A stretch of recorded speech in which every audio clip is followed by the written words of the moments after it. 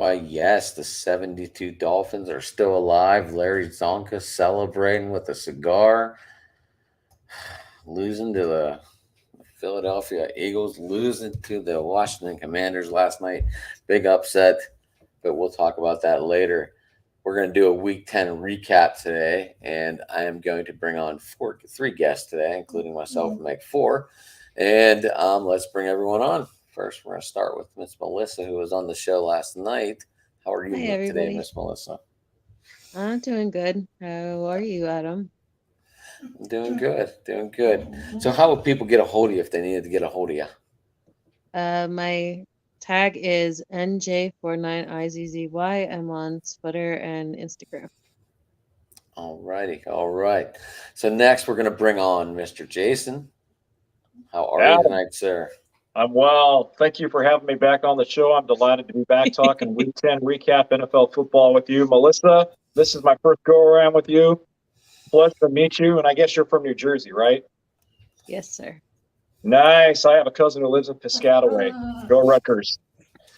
So, Jay, how do people get a hold of you, big guy? Okay, well, people can get a hold of me by following me on Twitter at Dodger Jason. I do have an Instagram account. It is my first name, Jason underscore Smithberg, and then 44. So that's how you can follow me on social media, my friends. All right, not but least, here it is, Mr. Evan. How are you today, sir? I'm doing good. How's everybody doing today? Good, good. Miami took it to your Browns last night or the other day, but we'll talk about that when we get there, huh? It's tour time. Let's talk. Let's act like we already talked about it already. If you guys want to find me, I'm a Browns fan, Cavs fan, and a Guardians fan. You can find me on Twitter at Brogdon Evan. That's my tag right here. And I always follow back, and I love to have a good conversation.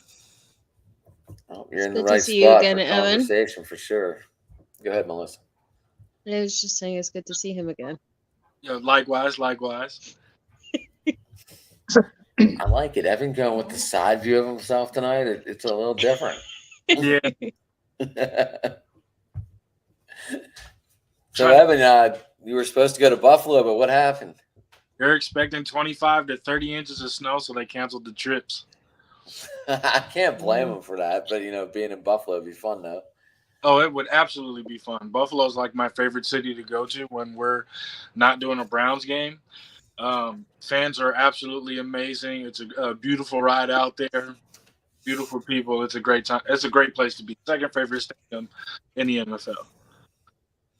All right. Well, how about we get right to it, and we'll start with that Thursday night game, which no one was excited about. The Falcons and the Panthers. Which I was excited about it. Oh, do you have some fantasy aspect or what?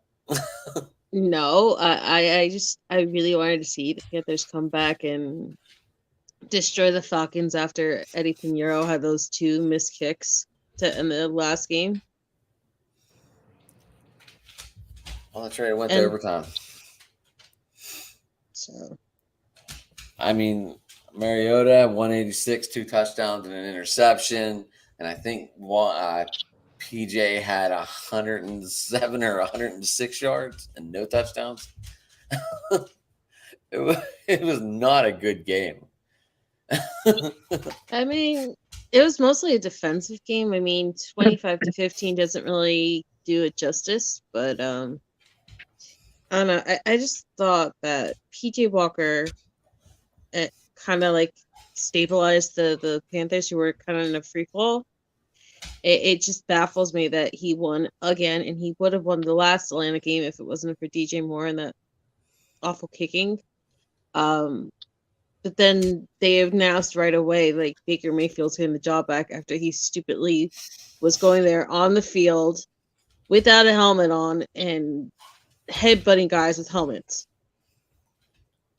So, Jay, you're shaking your head. What's up? What's up? Baker Mayfield. Need I say more? That's all I got to say, man. Baker Mayfield. Sorry about that down there, Evan, but Baker Mayfield. Oh, no. Go ahead, Evan. Go off. Go ahead. I am so glad that the world gets what Baker Mayfield really is, for the way they tore us up in the media for moving on from him. I agree with a lot of others. I'm not in full agreement with the guy we got, but as far as Baker Mayfield goes, he's a bum. He throws too many temper tantrums. There were so many issues in the locker room, issues with coaches, and he never matured. And I think he's getting everything that he deserves. We had coaches here that asked him to change his footwork in the pocket, didn't do that. Asked him to adjust his throwing motion a little bit, didn't do that. So everything you're seeing in Carolina, sorry to my homeboy Caleb, but everything you guys are seeing out there is exactly what we had to deal with. Here's my thing with Baker Mayfield. I call what he's going through right now at this stage of his career, I call the Vince Young effect. What I mean by that is when Vince Young came out of the University of Texas, he was coddled left and right. Everybody got him whatever he wanted. If he wanted a different play, he went up to the coaches and demanded a different. Basically, he got the red carpet rolled out for him. When Baker Mayfield played at Oklahoma, he got coddled. He was on the magazine covers. He was talked about with the trophy presentations, just like Vince Young. And just like Vince Young, he took it all for granted coming out of college into the pros. He thought he was going to get a free freaking ride just because he was Baker Mayfield, all-pro, all-American quarterback from Oklahoma, Heisman Trophy finalist, whatever. And you know what? Evan just hit the nail right on the head. The guy, like Vince Young, never matured. And so what he's going through now, I call the Vince Young effect, man. He's got $3 million talent, but a 3-cent head. That's what it boils down to. I absolutely agree. I couldn't have said it better. Yep. I just Melissa. thought it was cartoonish the way like he couldn't stand like the press not being about him for like 5 seconds. Mhm. And so in a league that's giving all these unnecessary roughness and ejecting players and all this other nonsense to uber protect the quarterback position, Yeah. and you were just supposedly injured, and that's why you were out, you then follow that up by headbutting offensive linemen and then putting them in risk for being penalized if you get hurt again because they still have their helmets on from playing and you just want to be caught on camera headbutting them. Yeah, that's about it. And I guess, I don't know how long Carolina is going to be devoted to this guy, but I can't imagine that with his performance this year, he'll be a Panther much longer. I would be surprised if they hold on to him beyond this season. I don't think that they will. As the only fair thing I have to say about Baker is this is the one place I didn't want him to go because I felt like it would have been the most pressure. Right. I didn't want to. I wanted him to go sit behind an Aaron Rodgers or Tom Brady or somebody where there's no question. The team knows how to handle it. You can sit there. You can learn. You can be forced to work on the things you need to work with.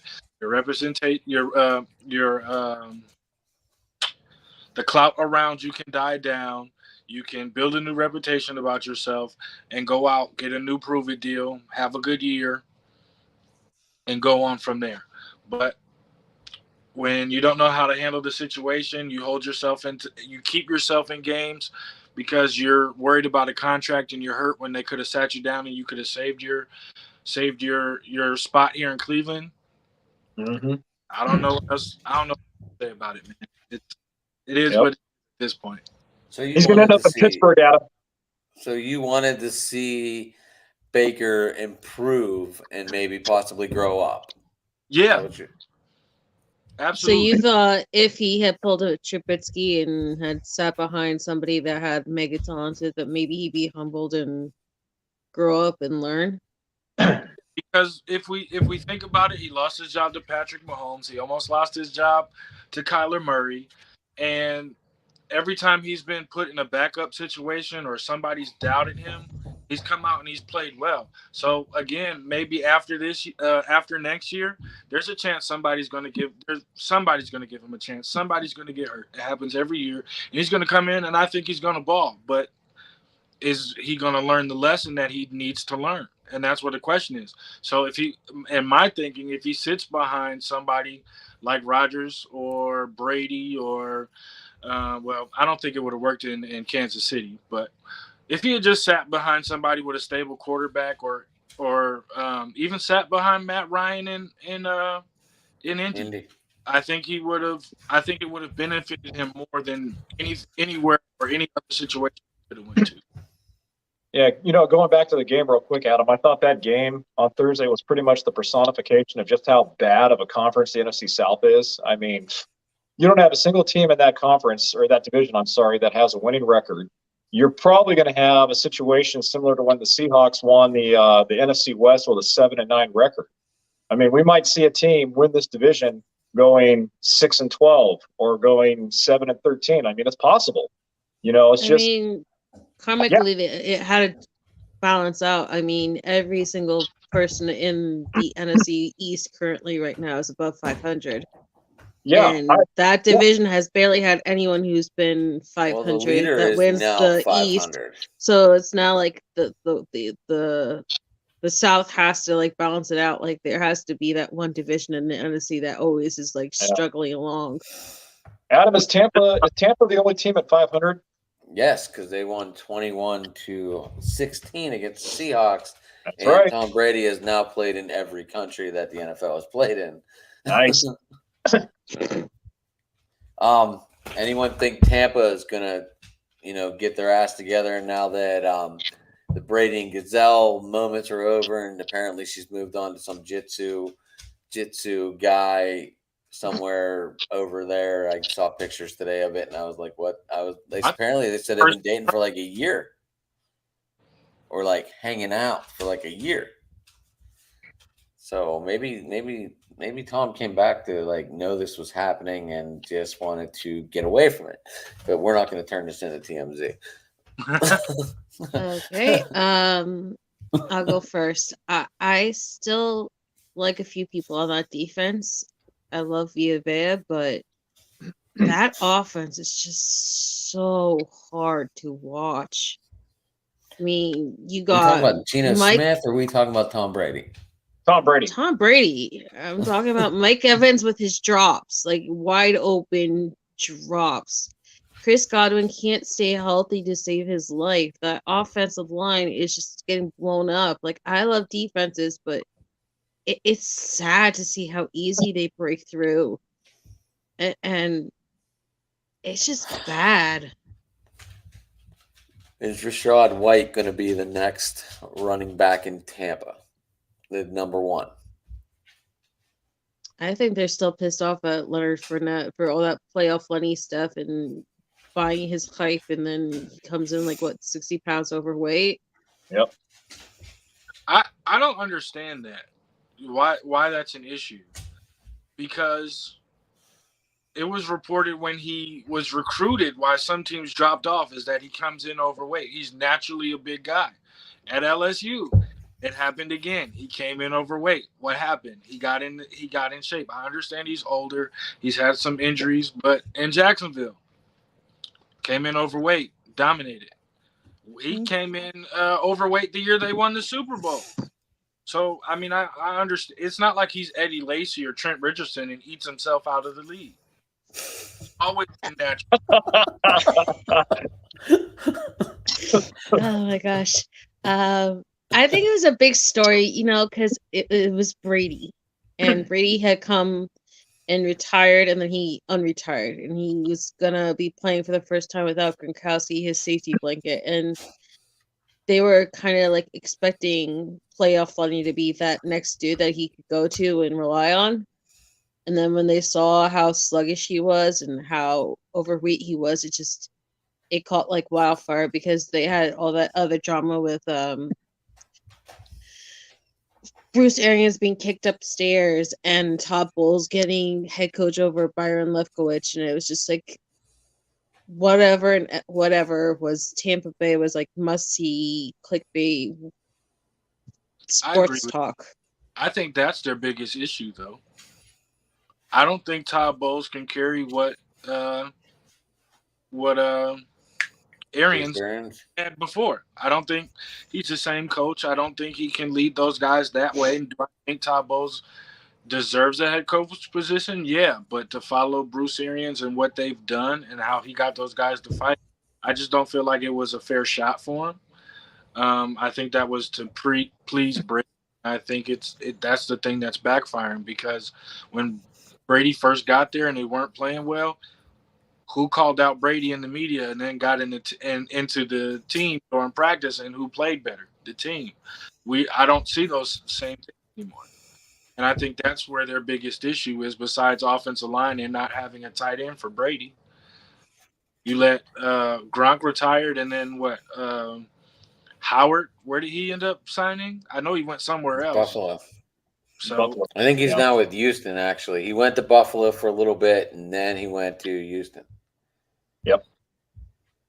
So- Yeah. You know, But it also doesn't help that defensive line of theirs lost both JPP and Sue. It didn't help that their secondary can't stay healthy. yeah, It's the injuries that affected them, and bottom line is that they're just too inconsistent of a team. When I watch them play, Adam and Evan and Melissa, it looks to me like they're always playing like they're trying to ice skate uphill. They can't get into any type of rhythm whatsoever. And I think Brady, as for what he's doing, I think Brady's actually doing a pretty darn good job, even though he's not having his best season.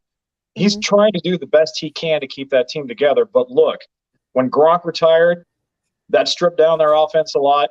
Melissa brought up a really good point about Mike Evans. This guy couldn't catch a cold. He's dropping so many passes this season. And they're just an inconsistent team, Adam. They might win 2 in a row, maybe 3 in a row, but at the end of the day, they're not going to blow anybody out of the water. They're a beatable football team, and the worst part about it is they know it, and they don't have any control over any of their opponents. The worst part, I think, is that they made 500. I think when Grady Jarrett got that huge penalty a couple weeks ago to keep the Bucks drive alive, I mean, they've won a couple games since then, but it's just like it's kind of like sugarcoating why we were all doubting the Buccaneers in the first place. It's because like now there's wins, but they really haven't fixed anything yet. Yeah. All right, next game.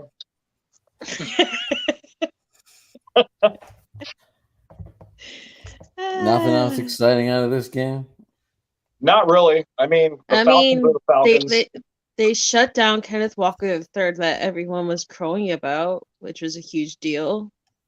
They Walker literally Jr. shut down the whole run game. Geno Smith was the leading rusher with 22 yards.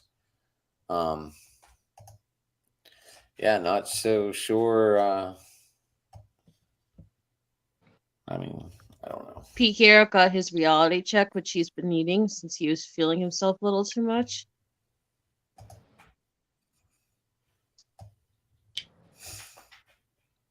I mean, I'm a Niner fan. I'm not gonna wax poetic about the greatness that is the Seahawks, because then I would have to like rip my ears off my head. And wouldn't you know it, just when people started tooting the Seahawks horn about being a secret dark horse contender, they go out and lay an egg. Wouldn't you know it? So now all the Geno Smith haters are coming out of the woodwork again. It's like, took you guys long enough. I think they're Geno just Smith's really been a- sullen that Kyler Murray isn't living up to his potential, and the Rams are in like a free fall. So they just want someone else besides the Niners to be relevant in the West. They're gonna try, but I don't think that team's gonna be stopped.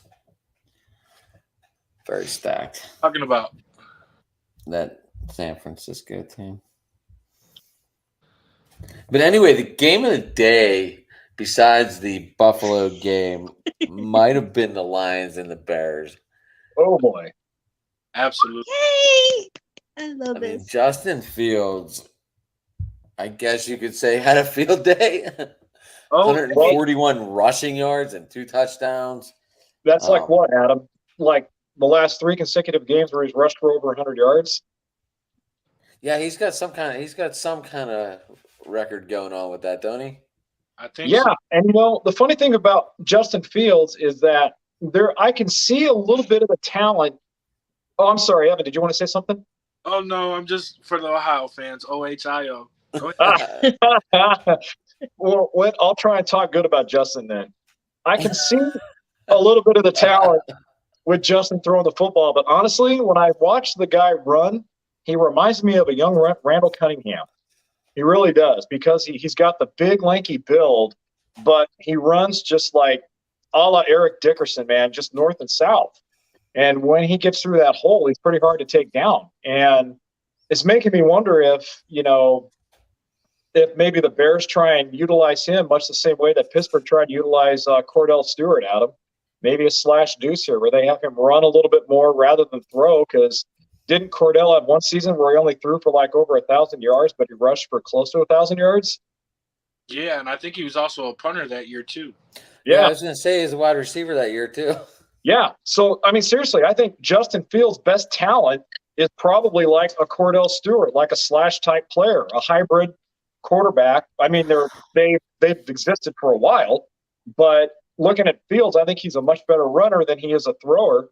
And that Chicago offense surprisingly seems to do better when he runs the ball rather than throw it. Well, because he's gonna be a threat to run, that really puts Cole Kmet as a strong fantasy play. Yeah, right. Because he's having trouble looking downfield. I mean, Claypool had one catch, Pettis had one catch, Pringle had one catch. Yeah. Mooney had 4, but he only had 57 yards. And yeah. Cole Kmet had 4 catches for 74, and of course he was on the receiving end of both those touchdowns. Yeah. Now, granted, they still lost, but the Bears are showing signs of like what's to come. Yeah. Did you have to mention Dante Pettis? I did. He's a receiver on this team. Well, would you rather mention Jared Goff? Dante Pettis or Equimini St. Brown, who both ran on my team because my team couldn't stop being flagged, but that's neither here nor there. I'm proud of the Lions. They've had 2 huge back-to-back divisional wins versus those the Packers and the Lions, who are not like the easiest teams to face. I think that they would be better if they had a different quarterback. Honestly, I think that Jared Goff is a little too goofy at times and tries to play hero ball, and he's not like the kind of quarterback that's going to help a team that's just trying to build up, like he would be okay on like maybe the Titans because they have such a great defense and like a strong running game. But for someone like the Lions, who are just getting new pieces and they're trying to build up their defense, I think he's more a liability, and that's the reason why the Lions aren't doing as well as I had hoped they would do this year. If I may, because I have something to say to both of those things. Yeah. I think Lions part first. As sad as it is to see Jared Goff be in this situation, I absolutely agree. But I think the reason that they're sticking by him and getting this kind of play from the rest of the guys is because this year in the draft, they're going to go with C.J. Stroud. And I think to be their answer, they got pieces everywhere else. They got a good young receiving core. They got a dominant tight end. They have a running back by committee. They have a decent. The Lions don't have a dominant tight end anymore. They traded him to Minnesota. But I'm almost positive they'll find another one. It's not hard days to find tight ends because they're nowadays. But you never see that a trade in division. I found that trade very awkward. Absolutely true. But to speak on Justin Fields, I think that this is the first time he's actually been somewhere since he was in high school or at the University of Georgia where he was allowed to run, or it was a vocal point by the coaches to tell him to run. Because I know for a fact from inside sources that when he was at Ohio State, they wanted him to stand in the pocket. They wanted him to, build and develop that part of his game. And I think with him being able to be a running threat, I think that will eventually allow the league to see how well he can throw when teams finally find a way to keep him in the pocket, which I don't think is going to be easy. But also, I love the way that they're using RPOs in the open field or the wide side of the field to give him an opportunity to use his legs, to use them as a threat to get other guys available. Well, not available opportunities. Excuse me. Hey, did you guys see that Amon-Ra St. Brown video that went viral with him and that kid Lucas? No. No. So they had this kid that he was on field, right? And he had just gotten his diagnosis of cancer. And so Amon-Ra St. Brown was like talking to him and like giving him gloves, and then now he's trying to find him so he can send him a game worn jersey. And I really appreciate that no matter how much they get ridiculed, these Lion players like seem to have a lot of heart, because Aiden Hutchinson had like a familiar story a couple of weeks ago, and it's impressive that these young kids have like so much love for the community and want to help out like that. Yep. Way to go, Amon-Ra. Good man. And he scored big on my fantasy team this weekend. So. Double way Amon-Ra. He got me like 122 points on my fantasy team. So, booyah. Plus, it's really nice to see one of the St. Brown brothers actually be a legitimate receiver. Yeah, right? How's Equinemius doing? He killed the Niners, and I really haven't heard his name ever since then. All right, then. There we go. Adam, next game. Evan, heartbreaker. Is Miami that good? Yes. Or did Mike McDaniels get 2 running backs that he knew exactly what he had, and then the whole throwing experience also? Well, that is a good point. He was the run game coordinator when he was in San Francisco. So the idea of not knowing how he was going to run or what kind of things he was going to run, I feel that was just another issue for Joe Woods. I'm going to leave that alone before I blow up here on this stream. The killer part was that Joe Woods was our DB coach at the same time. Mm-hmm. Back in 2019 when we were facing the Browns on Monday Night Football with those players on our in our running back room. Don't remind me So of it's that. not like it's not like the first time Joe Woods has seen that Shanahan like run scheme or those players. I don't know what's going on with Joe Woods. I really don't. How hard is it going to be to stop this Miami team? It's going to be really hard. You got to think about it. Tyreek Hill is on pace to break Cooper Kupp's record. And Jalen Waddle's not far behind. Right, he's not far behind. Like, this offense is amazing, and they're running the ball. And I think that them picking up Bradley Chubb was a great signing, a great trade and signing, because they gave him a contract offer. I think that's really a really well-timed move. It helps their defensive line add some pressure. It takes he's good in the run game. That helps them against the run. And then also for their corners, it takes a lot off for them as well. Yeah, Adam, I think, I grew up a Dolphins fan as a kid, so I still remember the Dan Marino years. Dan Marino. And the Marx brothers. Yeah, Mark Clayton and Mark Cooper. Yeah, the Dolphins right now, what we're seeing from them offensively is something that we have not seen since the Dan Marino years.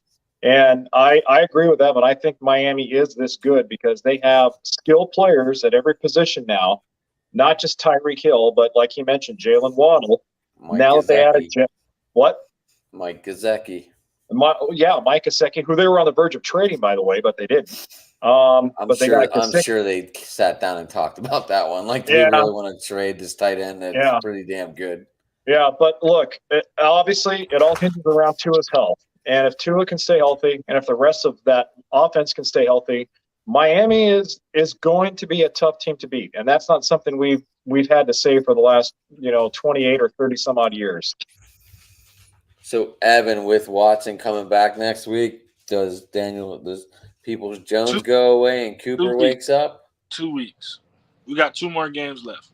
You forgot he comes right back before he has to go back to Houston to go play the Houston. I'm sorry, Texans. he plays the Texans in week 13, huh? Yeah. So what? Okay. Well, what are your thoughts on that question that I just had then, real quick?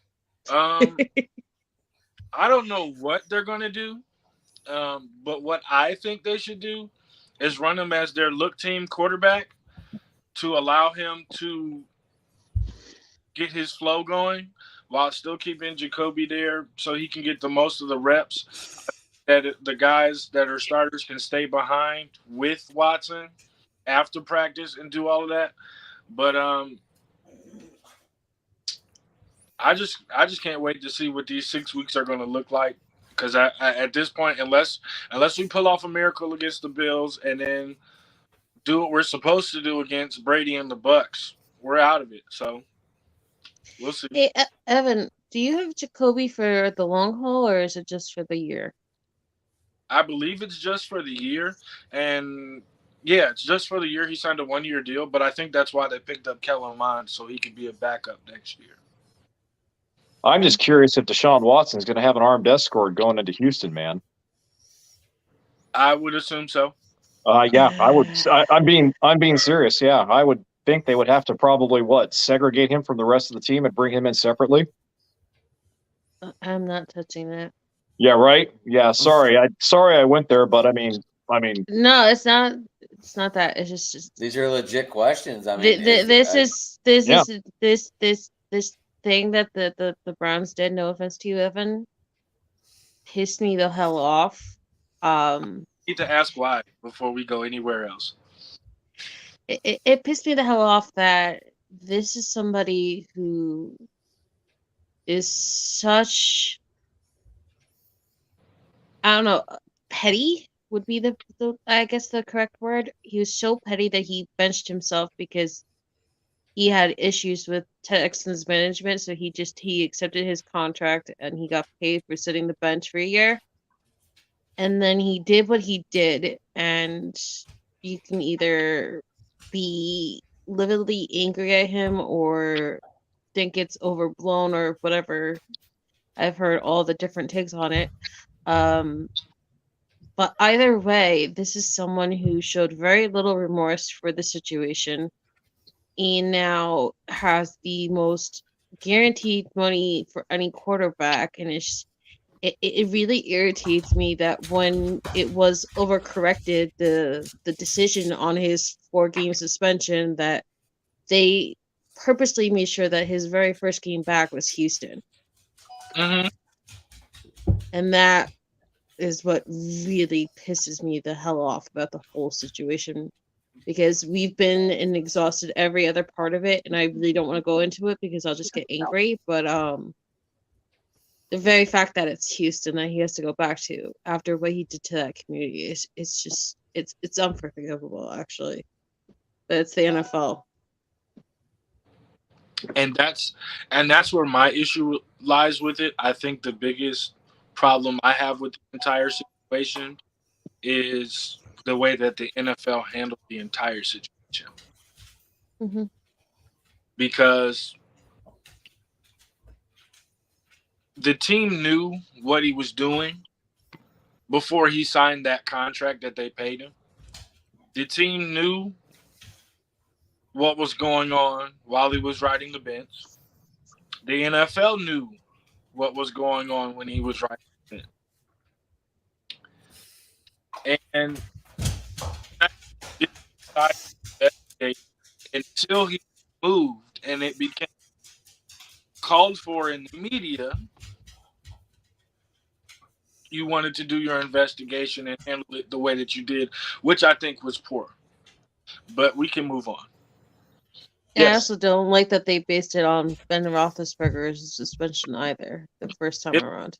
His suspension, but that was the one of note that they could talk about in the media.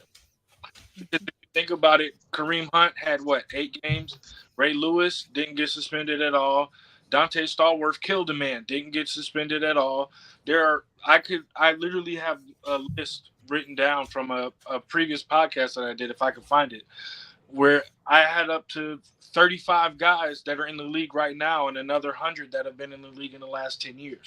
Alvin Kamara, Ray Rice. The crazy part, though, was that Calvin Ridley betted one time and got suspended for a year. And yet these guys can do violent crimes, man, woman, whatever, and they can either barely get suspended or get joke suspensions that are just so insulting when they say that the shield is supposed to be above all and you're supposed to respect the shield, and yet you can clearly see not one but two franchises dragged down by this and one being investigated about this, and yet they just drag their feet the whole time. It's crazy to me. All right, I'm depressed. Adam, let's go on to the next game.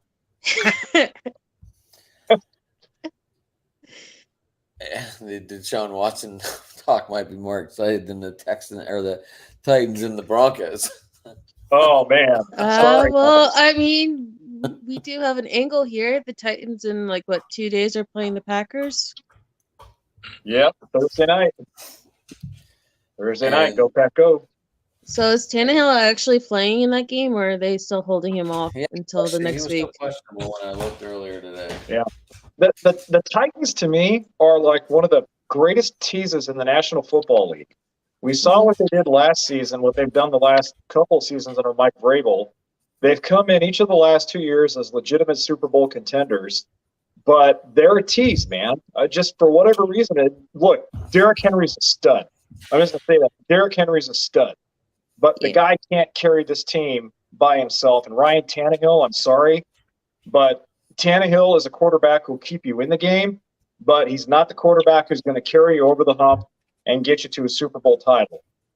Tennessee's defense is still pretty stout, but they're prone to giving up some big plays here and there. But I just think the Titans are just a big tease. And as far as the Broncos are concerned, hey, I hear Denver has really good steakhouses. That's it. As for Tennessee, I think it's a little sad. You lowball and insult your star receiver, so he goes off to Philly. Right? You knew this, so you got some random guy to come in, and he's not AJ Brown, but even so, what really disturbed me about Tennessee? They just got him back too, though. He just came off the IR. Yeah, so wasn't that this game his first game? His first game back. So what really upsets me about Tennessee, though, is you saw that they were the AFC champion last year. Yep. Coming into the playoffs. I think he got like sacked 9 or like 13 times or some ridiculous number in that divisional round. And you know that Taylor Lewan for the last couple of years hasn't been able to stay healthy. He gets these big season-ending or at least 8 to 10 game missing injuries, whether it was the suspension or just plain ass injuries. And you just did nothing to improve your offensive line or to shore up Taylor Lewan's very important left tackle position. It baffles me because I like Mike Vrabel. I want to root for the Titans. I want to see them do well. And I really didn't believe anybody else in the AFC South, but it's just like, yeah. I can't buy into them. Like, there's just something there that's lacking. It's like the Vikings or the Cowboys. Like, you can see them shine, you can see the talent, but then when those like bright lights come on them, they just like fall apart. Well, I don't know. Evan, what do you think of that Tennessee-Denver game, man? I'm actually got the highlights on in the background right now. Well, Westbrook Ain or whatever his name is had a huge game. Watch. But I'm gonna try and keep it nice about Tennessee. I've met Vrabel. His mother was a principal at my high school. I agree with most of the points that you guys made. The one question that I asked people in the offseason was, Jack Conklin left a year ago and you didn't address it. And then you came in again and didn't address it, knowing that you had issues with Lewan as well. And the guys that they've brought in to, hold their defense down in the gaps that they have, like Bud Dupree, what has he done since he's got there? Nothing. I think that was last year. And that was a bunch of injuries. It seems I'm trying to keep it nice here, but it's time. Don't have to. It's time for them to do a rebuild, in my opinion, after this season. They absolutely they rebuild, retool, whatever you want to define it as, and they also have to stop going for names because that has also not really sugarcoated it. It's like they really don't want to invest and take care of their problem issues, so they'll go get a Julio Jones or, in this case this year, Robert Woods, or so, like, no name to try to like sugarcoat all of what's going on their team. Mm-hmm. Well, I think, Adam, I don't have the stats right in front of me, but isn't Tennessee like the fifth worst overall offense in the league in terms of average yards per game? Aren't they averaging just a shade over like 110 yards per game as an offense? I could be wrong. Like I said, I don't have the stats in front of me, but I could have swore I heard that. I mean, Tannehill still threw for 255 and 2 touchdowns. Ah, okay. And like, if it's not that, and if it's not that way, it usually looks like the other way around. Derrick Henry had 255 yards, and Tannehill usually has 53. Ah, okay. And that's the issue. I think that's something that they're going to struggle with once they make it to the playoffs. And I just think they can. It's time for a different direction. I think they can make a quick rebuild with the guys that they have on defense. They're fairly young on defense. I think it's more of an offensive rebuild that they have to go through. But I just don't see it after this year. Jason, can I ask you a question since you're a Packer fan? Yeah, go for it. What do you think of Nathaniel Hackett and the slander he's getting as the Broncos head coach? I think Nathaniel Hackett is getting okay. First of all, I didn't think he was really much of an offensive genius or guru when he was in Green Bay. I thought that there were obviously times where he and Aaron Rodgers meshed, and there were times where they didn't mesh. And I think some of the criticism being thrown his direction in Denver is a little bit unwarranted, given the fact that Russell Wilson's been injured. They didn't get what they expected out of him. But when you look at the rest of the offense that Nathaniel has to work with, Jerry Jeudy has been a bust. You can see the big playability with him on certain days, but there are other games where the guy just checks out. And Judy's been a bust. They don't have a very dynamic offense to begin with. The fact that Russell is injured doesn't make it any better. But with that being said, look, Nathaniel's a rookie head coach. He's a rookie head coach, and he's going to go through his bumps and bruises. Denver does seem committed to him, so they're going to ride him out for as long as they feel is necessary. But do I think the guy has done a great job at coaching Denver? No, I don't. I think his communication is really poor. And bottom line, it just seems like he just doesn't trust his players, and the players don't trust him on offense as a coach or a coordinator. He's a very closed off guy sometimes, and that's why I think he makes such an easy target for the media. So you're saying he's like an Adam Gase when he's kind of overrated? I say he's worse than Adam Gase. I think Adam Gase, and Josh McDaniels are 3 of the most overrated offensive geniuses in football. I mean, seriously. There's just no diversity in his I'm talking about Hackett again. He just doesn't have a diverse offense. He doesn't open up the playbook. Now, granted, there's not much there to open up with. But he and Adam Gase and Josh McDaniels are 3 of the most overrated offensive geniuses that I've ever seen coach football. Evan. So the question that I had after watching a few Denver games early on, the question for me was, did they get the right head coach and the wrong quarterback? Because of all the stuff that you started to hear when the Russ issues started in Seattle, and then you see all this stuff now, and you see guys like Cam Chancellor, Bobby Wagner, anybody from the era on that defense start to air out dirty laundry, and even to have Marshawn Lynch now coming on podcasts and airing out the dirty laundry, and then to have Colin Cowherd come out and drop names about people that he's heard the news and the reports of Russell and how this team doesn't buy into him, that they feel like he's phony and that he's trying too hard.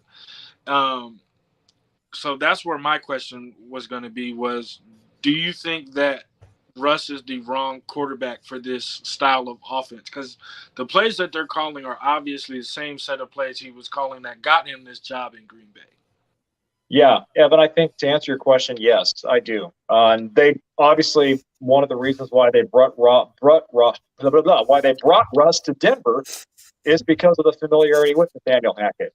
But that obviously hasn't worked out. But yeah, I think he's the wrong quarterback in this particular type of system. I think if now, granted, I mean, hindsight being 2020, it's hard to say if you stick him in another system, he would be even better. But yeah, it just he's just not fit for whatever Denver's trying to do there, which right now just doesn't seem like much.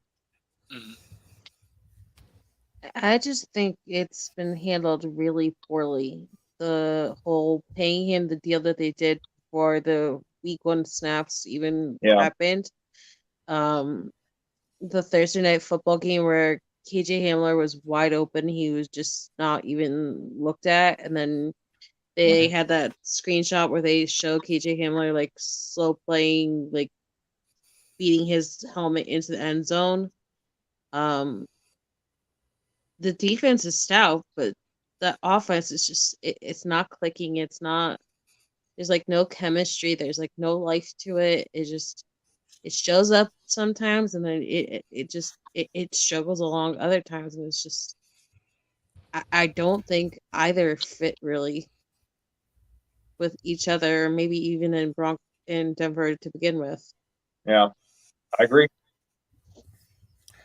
So that brings us to, I guess, what the NFL called pretty much the game of the week, which was the Vikings and Bills. Amazing game. And it definitely lived up to its expectations, which is not the way I think the NFL wanted it to end. Yeah, but look, I mean, is this game more telling of how good the Vikings are or how good the Bills are? Because up until yesterday, at least in my opinion, the Vikings, I consider them to be kind of a quiet contender. Just because I've never been sold on Kirk Cousins. I think Kirk Cousins is a guy who can keep you like Tannehill, can keep you in the game, but can't get you over that hump.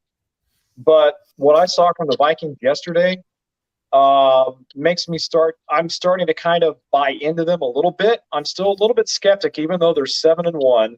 But Kevin O'Connell, though, their head coach, is doing what Mike Zimmer, a defensive-minded guy, couldn't do with that offense, and that's utilize guys like Justin Jefferson to the best of their abilities. And then with Buffalo, I was kind of, Josh Allen playing with that bum elbow. A little concerned he might get hurt again, but this is now 3 weeks in a row where Josh Allen's made some really bad decisions, especially down in the red zone.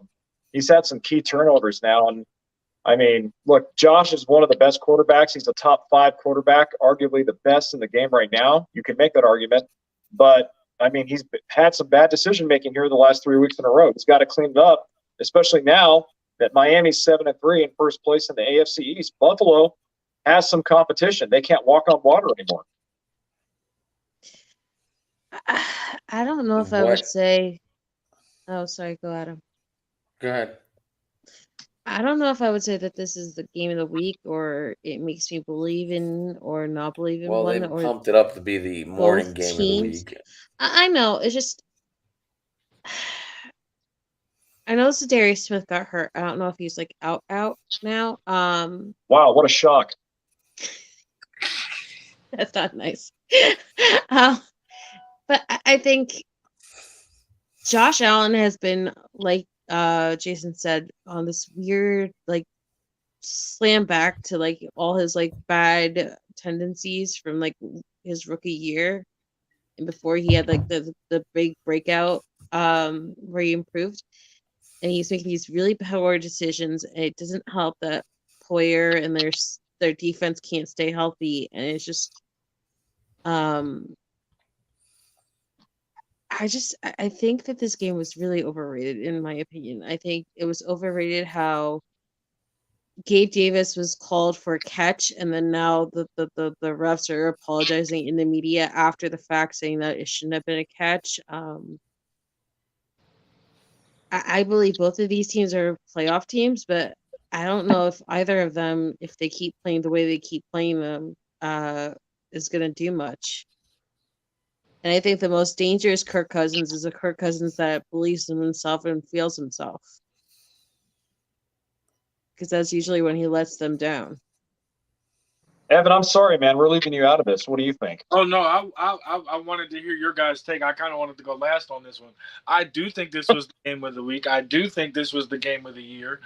I do agree with you, Jason, that I was worried about Josh Allen and his elbow. I didn't want him to get hurt, but if he's going to get hurt, let it be the week he plays the Browns. So that I have to worry about it. We need all the help that we can get. Even the Vikings. I think the Vikings have a good team, but they have the same thing we just talked about with the Titans.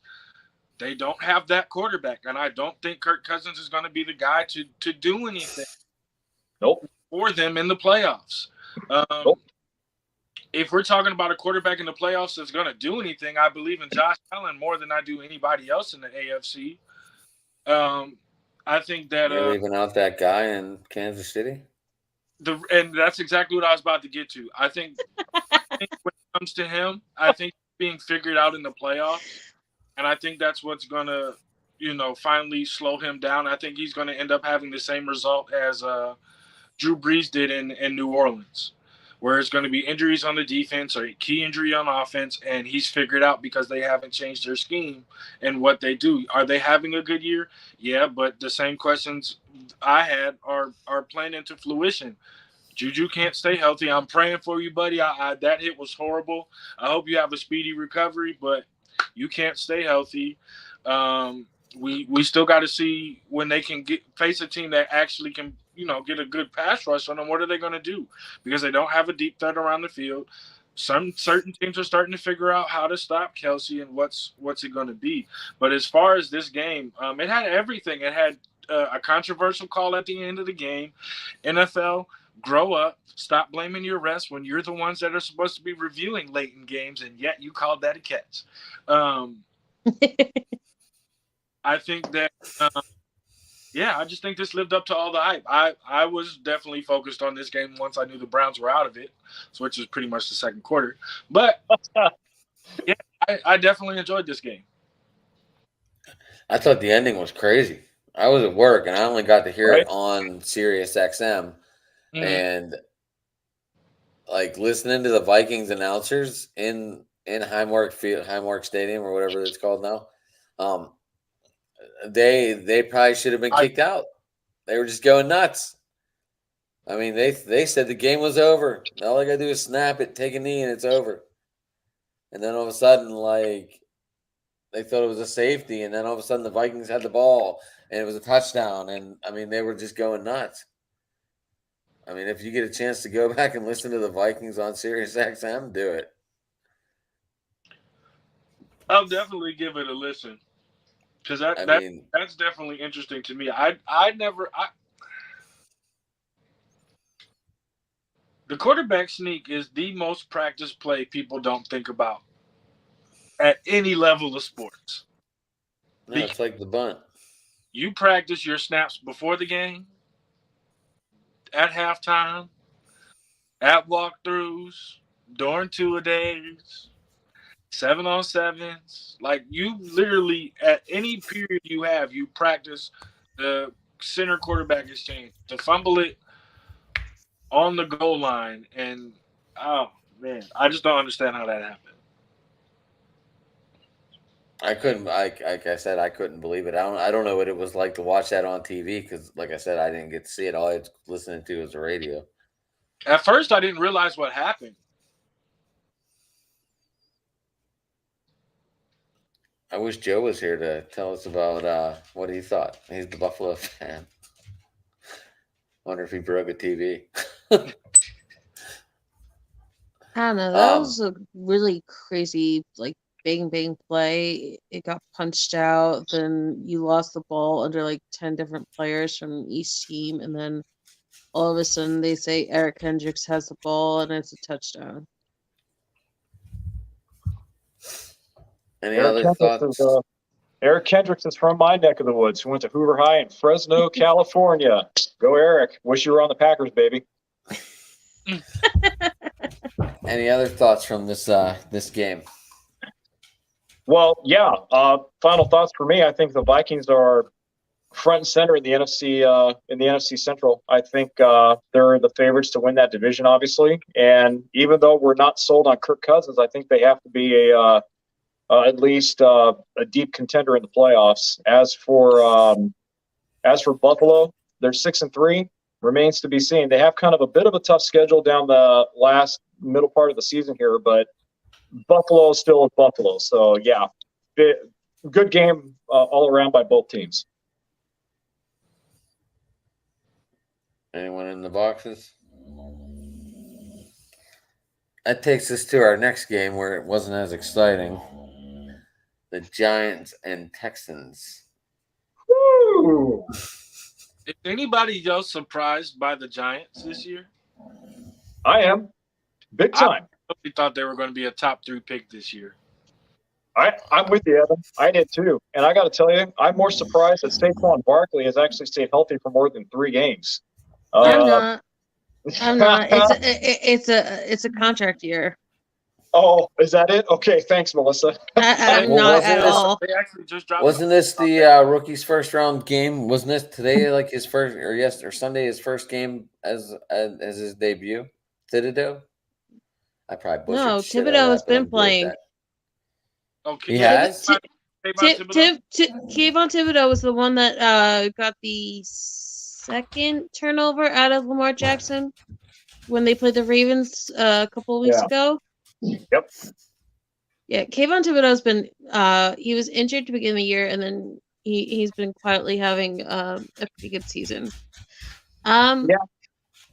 I mean, I think what's surprising about the Giants is how Darius they're Slayton. winning on offense with what they have. I mean, before the injury, it was Richie James, Matt Breida, Sterling Shepard can't stay healthy. You got Darius Slayton. Robinson. You have Tanner Hudson. You had Daniel Bellinger before his eye socket got damaged. It's crazy how Dable and Mike Kafka are getting so much out of that offense. And I think Whit Martindale is like a breath of fresh air up there. Like he really has them playing shut down.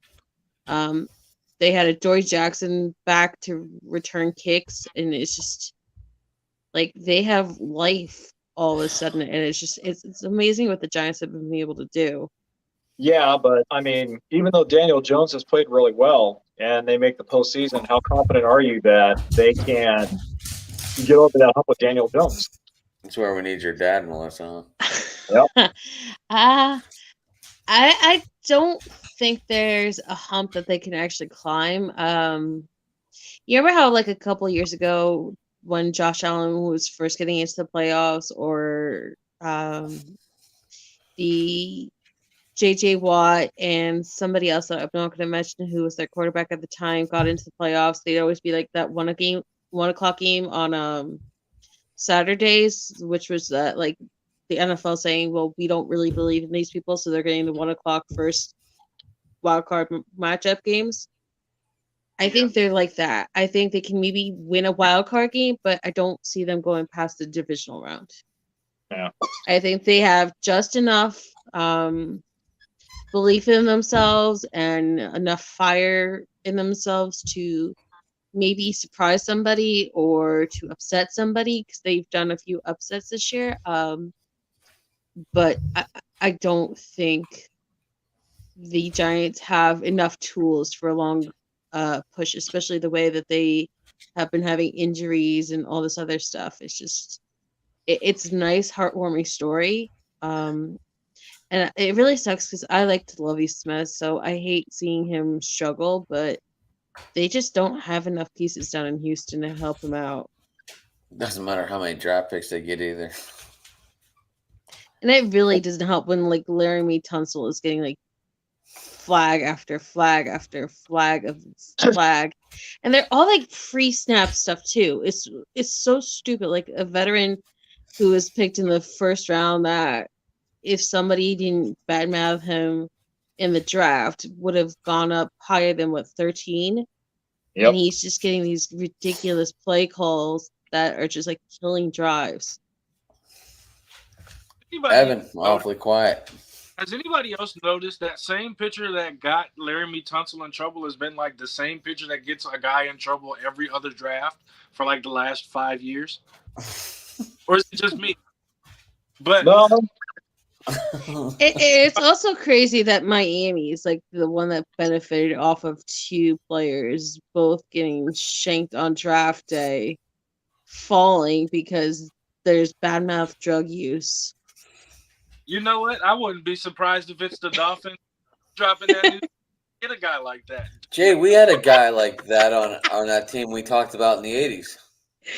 Why the Steelers didn't take yeah. I'm sorry, Adam. I drew a blank. Who are we talking about again? that number Marino? 13 guy. Yeah. Oh, Marino. Well, Yeah. They claimed it was bad knees. yeah. Well, and then Marino also had a reputation. I guess the media threw around the fact that he had attended a couple of frat parties at Pitt, and so they automatically lumped him in with that frat party lifestyle, and that kind of hung over him a little bit as well. But I'm glad Yeah. he ended up in Miami. yeah, I mean, Marino obviously much different, and I think Marino.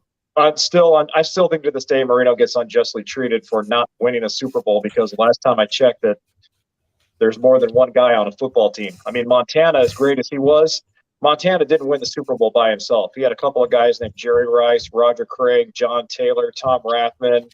You see Ronnie where I'm Lott. going with this? Yeah. So, but hey, Marino's in Canton for a very good reason. He deserves to be there. And anyone who says otherwise is full of shit. So Evan, my question is, does this type of season get Daniel Jones does it get 5th-year option picked up? And does it if it doesn't, because they already declined it, does it get him a long-term contract in New York? I think if Daniel Jones were to come back, and that's a big if, I would think that with Tish being who he is, it'd probably be like the JPP deal after he had that accident where they gave him 1 year or 2 year deals that are very low risk money. So- It's like constant, you have to prove it, and we're gonna string you along, but we're never gonna give you that big payday that other players might be offered. Especially if they want to hold or try to hold on to Saquon Barkley, because Saquon Barkley is like their here's face of the another franchise thought. again, and filling the seats. Here's another thought now too. Everyone thought New York was going to be god awful and go after CJ Stroud. Yeah. Now that they can't, because they're actually doing something, does this change their mind on wanting to sign him as well? Who, Saquon? No, Danny Jones. And that's what I want to get at. Does anybody in this group believe that he's a franchise quarterback or has the pieces to be a franchise quarterback? No, I don't. No. No, he's going to the Browns, Evan. Mark it down, baby. No, don't. No. I think Daniel Jones, He's not a franchise quarterback. No. to be fair, could be in that Teddy Bridgewater, Tyrod Taylor, just on the edge of being maybe a starter, but they're not really a starter. Jacoby Brissett. Whether it's due to injury or it's just a lack of consistency, and so I could see them either being like a backup or a revolving door starter for like teams like Washington or Indianapolis or one of these teams that just doesn't want to take the plunge in the draft and go after an actual quarterback. So they decided to go vet quarterback and roll the dice and see how it goes. Well, we've seen what Indy gets: a lost quarterback and Andrew Luck. I mean, look at what the Commanders were with Carson Wentz until he finally got hurt, and now they're finally winning. So Carson Wentz Um, comes back this week, but we'll talk about that when we get there. But I would find it really shocking if the Maras and Tish signed back Saquon and Daniel Jones. Well, there was some news and some wording in the media yesterday and today about his contract. And the last thing that I read about it was that he wanted to be a top 3 running back, paid like a top 3 running back in the league. And because of that, and owners are New York Giants, I don't think they bring him back. I don't think Tish is a real cheapskate, though. I mean, I remember a couple of years ago, supposedly they were so in love with Matt Rule, but Tish wasn't even there. He was like in Europe, and he wanted Matt Rule to stay in like New Jersey for like a few extra days before Tish finally came in for like supposedly the second and approving interview, and he was like, "No, dude, I'm not waiting around for your second owner to come in and interview me." Well, I'm glad. I bet you he's glad he didn't die on that sword. Shoni Atani just got traded to the Cleveland What? for Daniel Espedino, Josh Naylor, Juan Brito, and Doug Nikuzi to the Angels for Shoni Atani. You're a lying dog. Kidding me? Ken Rosenhall just reported it. Holy crap. Wow. Sorry, breaking news like that needs talked about. Right. Evan's like, Evan, you're going to need like an ambulance, man. You're about to have a heart attack. Absolutely. I don't know what it is about this year in trades. I was on my way. Oscar Mercado left, so I knew something was up. All right. Sorry, guys. That was crazy. I scared everybody on the bus because they all thought I had left like my phone or something at the gas station. And I'm cussing up a storm, and I can't get the words out. The Cavs just traded for Donovan. The entire bus loses their mind. So who did we give up? Daniel Espedino. Yeah. Josh Naylor. Okay. Juan Brito and left-handed pitcher Doug Nikazi. So we kept all the guys that were Golden Glove, Silver Glove award winners, which is good. We lost Mercado yesterday. I'm not worried about that either. I think that there's a catcher. I can't think of his name right now. There's a catcher that we got to go get. Wilson Contreras. I want Wilson Contreras. I think we can lock him. Are they gonna have money for him though? We got a new owner.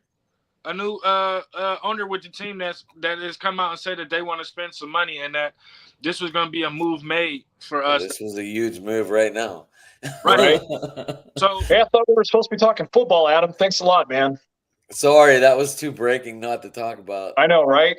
I didn't mean to cut you off, Evan. Sorry. You're good. The only thing that this does for me now is how do they handle the Shane Bieber situation? Bieber stays. You got to keep Bieber. I want to keep Bieber, but most people don't realize year before last, they offered him a 7-year deal. Yeah, but look, as good as Shohei is, I would think Cleveland would be dumb to trade Bieber at this point because by keeping him on the roster, Evan, you have a heck of a 1-2 punch there with him and Shohei. And then you still have McKenzie and Tristan McKenzie is my guy, but goddamn is he skinny. Yeah, right. All right. Enough baseball talk, but that was definitely exciting. Yep. Well, that goes back to our Mike Trout talk too, Jay. Yep. If Trout goes to Tampa, are they just gonna clean house and send him to Tampa or what? Yeah. Oh, yeah. Yeah. Well, look, the Angels are on the verge of being sold. They're hemorrhaging money right now. They've got to jettison as many of their high-priced players as they can. I wouldn't be surprised if Trout's the next guy that gets moved. Does Aaron Judge stay in New York? I think he goes to Boston. No, I think he goes to the Giants. I thought he would go to Baltimore. No, this he's is going to go to the definitely Giants. a show for another time. Melissa's like, fuck. Yeah, right? I'm sorry. You're talking about the freaking Yankees. I don't want to talk about the freaking Yankees. I We're hope talking about Aaron Judge every leaving. player they got. I can't stand the Yankees ever since they like broke their backs over their asses for Aaron A-Rod and all his bunt hitting and all the other bullshit that wouldn't happen with him. So I wasn't a fan of Alex Rodriguez at all. Anyway, how about the Packers and Cowboys, Adam? I was gonna go Jaguars and Chiefs. Oh, okay. Can I actually say something about the Jaguars right now? Trevor I Lawrence know. is a mess. All right, I know the Jaguars are a bad football team again, but I'm going to say this. All right, I've seen the difference in Trevor Lawrence's play with Doug Peterson as quarterback versus Urban Meyer. Look. Lawrence has had up and down games this season. All right, but I can see the confidence in him every single week.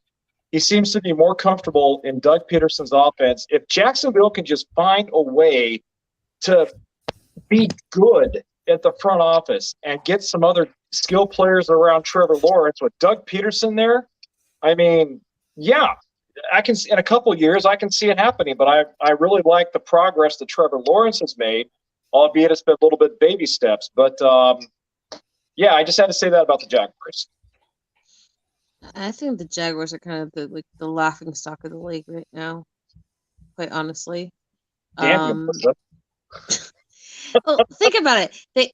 They overpaid Christian Kirk, which screwed up the entire receiver pay scale. Yeah. They Yeah, brought but in Christian Kirk's been living up to expectations, though. they brought in Evan Ingram, who was a joke of a tight end in New York. They traded away James Robinson. Yep. DJ Chark is now a Lion. And Trevor Lawrence, even when Urban was there and when Urban wasn't there, I don't think he's ever lived up to that first overall hype that everyone had about him being a transcendent quarterback coming out of Dabo Swinney's system. And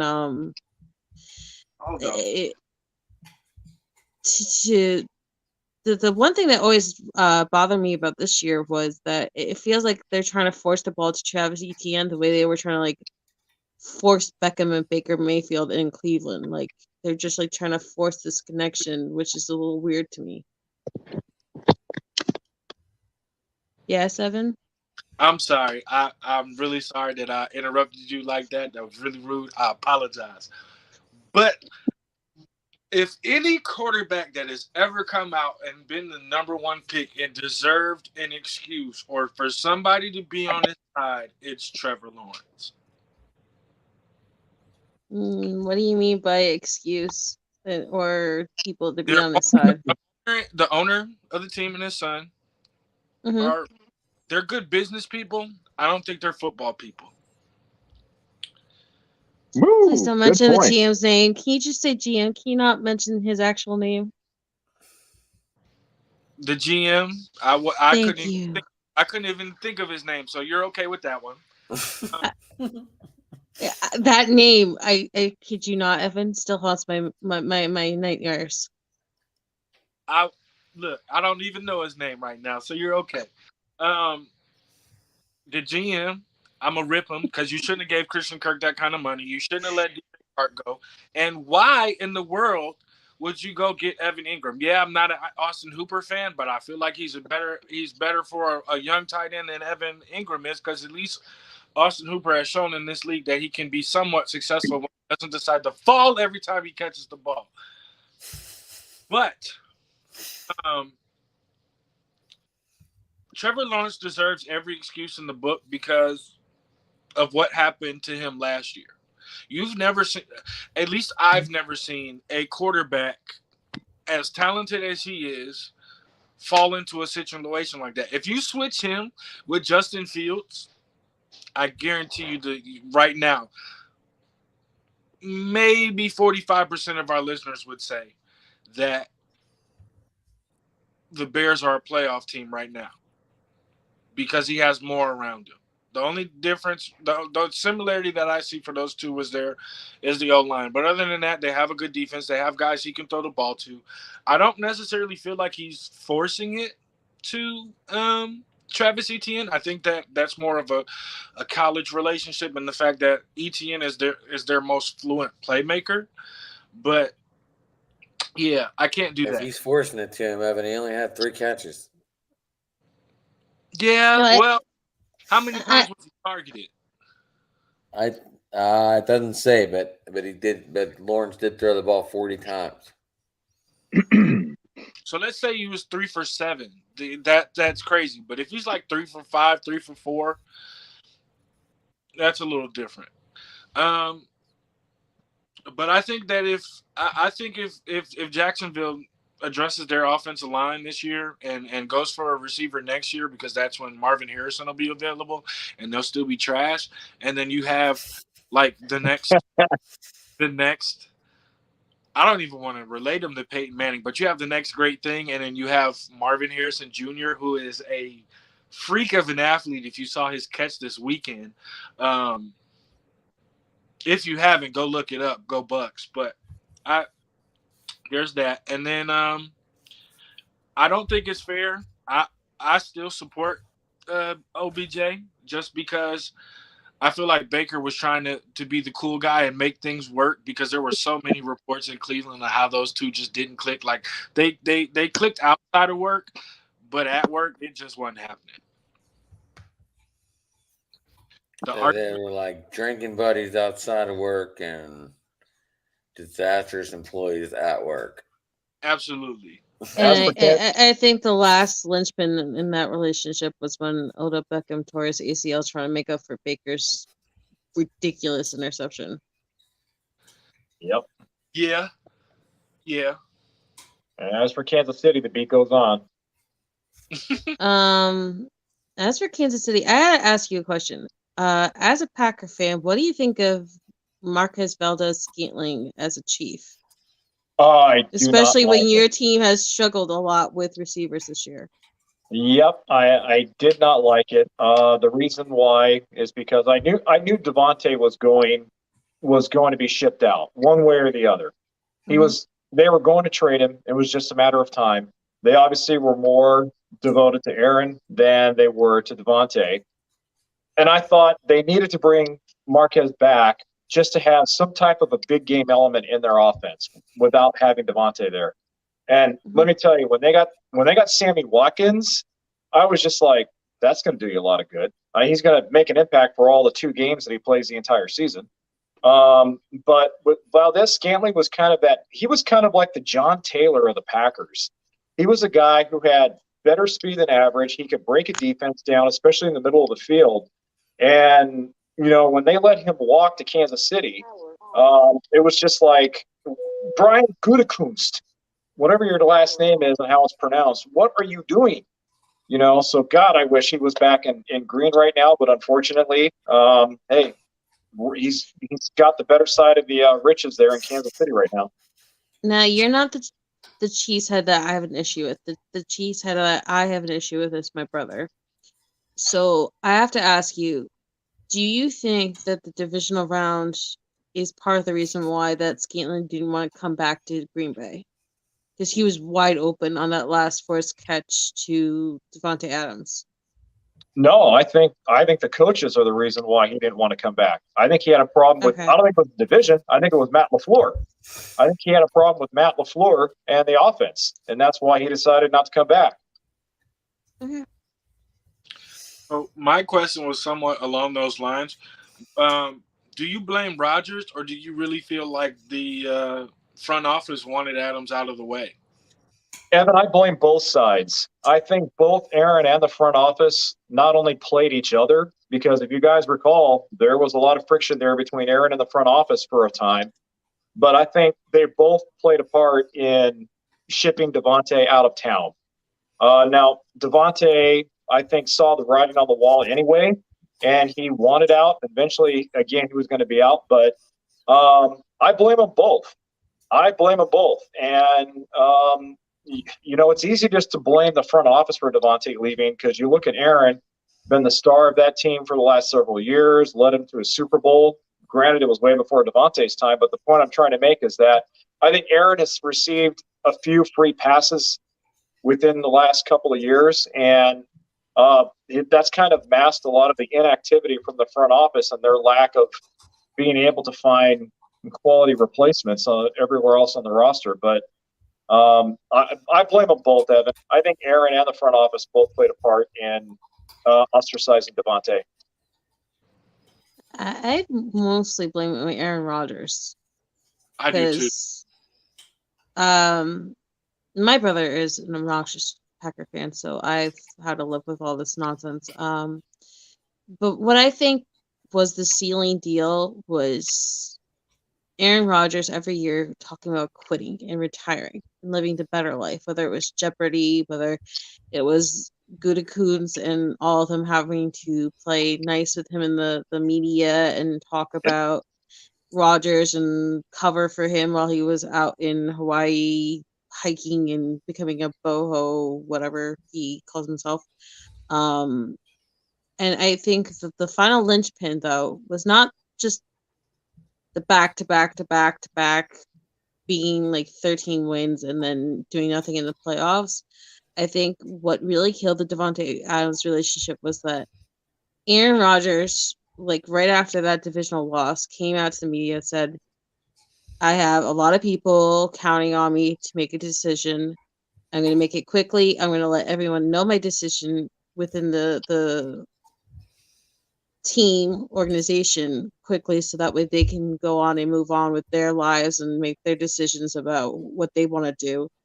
And then he did the exact opposite, and he dragged his feet. He played hardball. He held management up again. He probably brought up the name Jordan Love again to get his way.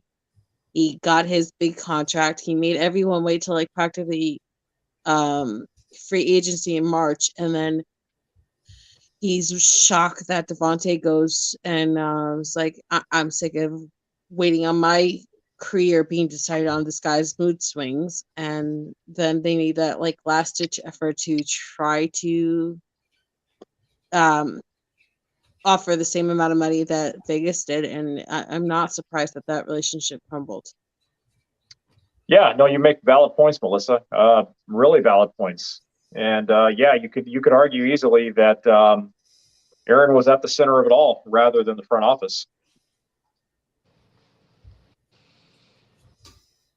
Actually, that's a question I do have. How does that work for you guys since you guys really don't have an owner? That, you're right, Evan. That's a really good point. How that works for us is I don't know. Blame the stockholders. Yeah, the thing about the Packers is that they've been such a well-run organization for such a long time. They've always had the right guys in the right places, whether it's been, the GM, the scouts, the talent evaluators, whatever. And so it's been a long time since Green Bay has been kind of a fractured unit, both upstairs and down. As far as how that dynamic works, it's just one of those things where they like to stay within their inner circle to identify guys that come up through the ranks. And yeah, I know that way back when they brought in Mike Holmgren to coach the team, the thing with Holmgren is that a lot of the guys that they surrounded him with, both at the coaching ranks and at the front office ranks, had either worked with him before in San Francisco or he knew from elsewhere. So, yeah, that dynamic is a little bit it really is complicated. It really is, because like you said, there's no owner there. The shareholders in Green Bay are the owners. So there's no there's no Al Davis, there's no Mark Davis, there's no. Don't you have a CFO or a CEO? Yeah, we do. The CFO is I want to say it's Mark Murphy, if I remember correct. But Adam, can we cover the Packers Cowboy game real quick? Yeah, I was just about to Before say that Jason because goes? Jay's got to go here. I just saw the message. Go ahead, Jay. Cover it. Let's go. Yeah, so great win for the Cowboys. Again, I was pissed off at first because they were trailing 28-14, but they came back, won the game. Yeah, Aaron owns D-Town. But here's the thing. I'm not getting too excited about the win. All right. I want to see Green Bay roll off 2, 3, maybe 4 wins in a row before I start getting really sold on them. They still have a lot of holes in the defense. They still have a lot of holes in the offense. Aaron Jones, an exciting, dynamic running back, but you can't give him the ball 35, 40 times a game. He can't carry the offense that way. So, Aaron, whatever you did this past weekend, keep doing it, man. It was a great win for the Packers, a good pick-me-up for them, but I have to see more as a fan before I can buy into them being a legitimate contender. So, thoughts on Darnell Savage? Do you want him to go? Or do I'm you want sorry? to give him another?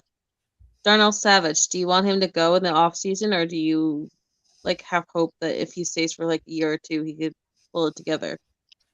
I'd say give him another chance. Yeah. He's just having one of those years, I guess. And what, But yeah, and what did you make out of Christian Watson having 3 touchdowns, but then he had also some of those weird head scratcher plays, like when he didn't look up for that deep ball. I definitely see the talent in Christian Watson, Melissa, but I also see definitely the rookie in him. You mentioned the boneheaded, the bone scratching plays that he made, and yeah, a talented rookie. It's there. He just needs the experience. But I think that if he can stay healthy, and if they can find a way to weave the offense around him a little bit more, he can be a big time playmaker for Aaron coming down the stretch. But again, he's got to stay healthy and willing to see what Matt LaFleur does as far as ingratiating him into the offense a little bit more. Now, my last question for you is Jenkins. Now, he stepped up really well for you guys last year when Bakhtiari was hurt. Yeah. And then he had that huge injury. And I know he's been in and out this year. Do you actually see the Packers paying 2 offensive linemen who have major injury histories top money, or do you guys let them just slide like Corey Linsley and you say thank you for your service, but we're going to move on from you? The Packers historically have never paid more than 1 offensive lineman big buku bucks like that. I think they're going to be more inclined to let him go and try and find a diamond in the rough in the offseason. And yeah, he's been a great player for him, a great contributor. Actually, you know what, Melissa, truth be told, I'd rather see Bakhtiari go than I would Elton Jenkins. Bakhtiari right now, his body's breaking down. And I think Jenkins has had his problems, but I think he has a little bit more mileage left on him than Bakhtiari. And Jenkins has that weird versatility because, didn't he play right tackle, left tackle, and both guards last year for you? Whenever you guys had weird random injuries. Yeah, he actually had more games at right guard last year, I think, than he did at left guard. But I actually thought he was better as a right tackle than he was a right guard. So that shows you how versatile he is. But yeah, there's no way they're going to shell out major buku bucks to bring back 2 offensive linemen. One of them, yes, not 2 of them. Hold on real quick. Logan's telling me that this account was fake about the Ohtani trade. I knew it. Thank you, Logan. You got everyone's hopes up with that. Evan, sorry to piss on your cornflakes, buddy. It's all right. That just means there's a different move coming, and we're gonna figure it out. I was so excited for a minute. Yeah, right. Oh, one more quick thing. How good did it feel to shut down Micah Parsons and that overrated defense in Dallas? How do I feel about them shutting down that defense? Yeah, because I was impressed to see AJ Dillon in that offense just completely destroy the overrated Michael Parsons, so they keep trying to make Lawrence Taylor or some other great defensive player, which should never be put together. Yeah, they did a great job. I thought they went in with a really good, solid game plan, even though when the game got tight and really close there, they stuck to their guns. Now, I know that there were some of the controversial calls there towards the end of the game, especially with that, what was it, that flag thrown on Dak or something, I guess, when his knee was down, or I don't remember what it was. But so they had a little bit of help from the refs to some extent, but Yeah, they stepped up big. Watson made big plays. Aaron actually looked like he wanted to be out there on the football field this time because he made some big plays. So, yeah, great win for the Great win for the Packers, and go Pack, go! But got to see more of it though. I can respect that. Anything else from this game? No.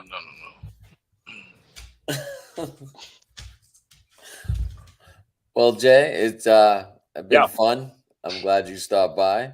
Yep, I am too. It's been fun chatting with you guys again, Adam. Thanks for having me on the cast. I enjoy it as always. Melissa, you just wanted to get off before we did Saints and Steelers.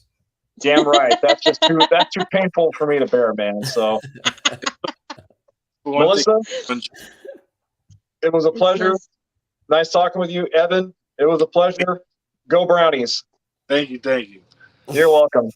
By the way, if anyone wants to follow me on Twitter, my handle is right there at Dodger Jason on Twitter. So yeah, It's you guys okay. take care. I won't make you say go Niners because I know that's a sore subject for Packer fans. And Melissa, my brother's a 49ers fan. I grew up with it, so I can deal with it. It's all good. Hey, you guys have a good night. God bless. Catch you on the flip side. All right, Jay, take it easy, man. All right, Adam, you too. Good night, guys. Evan, do you want to talk about your favorite team there in Pittsburgh? My favorite team? No, I don't know. I was not excited at all. I mean, it was the first Andy Dalton, which we both know he sucks. Well, against the Steelers, he does anyway. He's 3-14. So, I mean, I don't know. And TJ Watt was coming back. Da Vinci was coming back. Steelers defense was getting healthier. Granted, we can't score a touchdown over eight yards yet. So we still have a lot of issues, but we got the win. What is it about TJ Watt to this franchise that when he's on the field, it just seems like everything else finds a way to work? Because they feel they have that extra pressure. And they don't have to worry about his side of the line at all. It's kind of like Myles Garrett. You know, how many people run to his side? Not many. Hey, Evan, I have to ask you, as a Buckeye fan, what do you think of Chris Olave going to the Saints and having to deal with that shitstorm that's the offense for the Saints? I wasn't surprised as far as him going there in the draft. I thought I think that I'm going to take the Buckeye fan out of this. The Buckeye fan in me hates it, but the football fan in me, like the NFL fan in me, understands why he went there. I think it was the wrong. But you're breaking up. Can you repeat yourself? Because you're breaking up a little bit. The NFL fan in me understands why he went there. I think it was the wrong for them. I think they need to figure out what's going on at quarterback. I think he's a good number for a rookie year. I think he's a good number 3. It's not a lot of pressure on him. If you think about how he came to stardom at Ohio State, wasn't the guy, transformed, got better over time. And I think that's something that will help him out while he's there. But, yeah, still hate the Steelers. We both hate Andy Dalton, right? Because he played for the Bengals. What was that about Pickett? I need them to make a promise that they'll keep Kenny Pickett. Because as long as he's at quarterback, the Browns will never be in 4th place. Ouch. Oh my god. Oh man. It's gonna get better.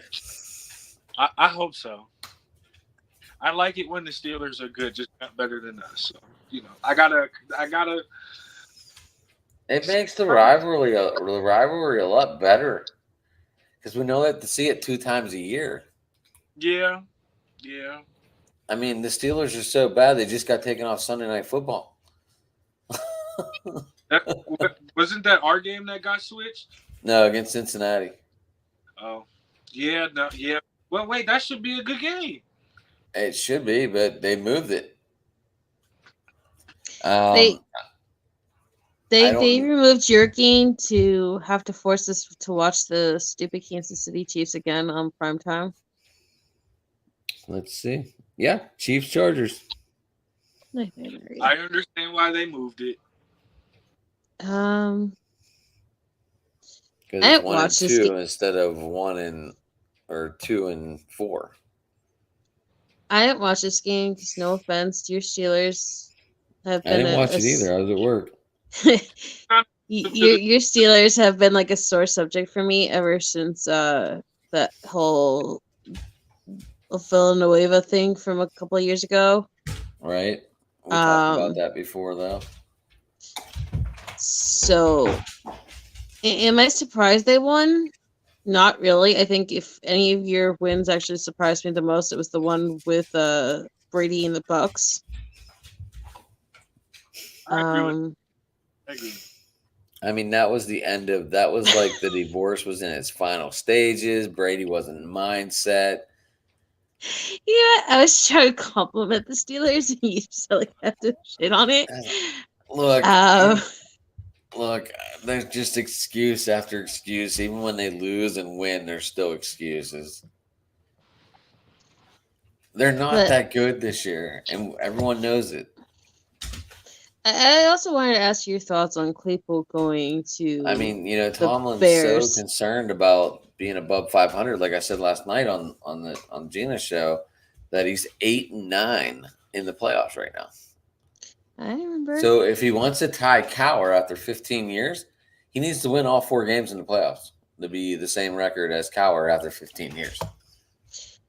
I wanted to get your thoughts on Claypool being a Bear, though. It just seemed like he wanted out of here. I mean, he didn't really do much in Chicago last weekend. What do you have? 1 catch for like 12 yards or something? That Cole Kmet was the offense, like we said earlier. So do you guys go like heavy into receivers in this next draft because you lost Juju and Claypool, or are you officially going to put some like draft capital into that offensive line of yours to help out Najee Harris? That run game should be stellar, and it's not. It's just not. It doesn't go anywhere. Jalen Warren's like the only one. He's like Tony Pollard right now of this team. Offensive line, nobody knows their name. I don't know what you would expect. But right, like I just said, Jalen Warren, he's breaking to the outside and able to do stuff while they want Najee to run up the middle. And there's no blocking. So, of course, Warren's going to be talked about more because he's getting more yards. But they're letting him go outside. Yeah. And Jalen Warren's the rookie, in case, there's not a lot of Pittsburgh followers on this channel. Do you think this also shows that Najee is not a every down back, but he's a back?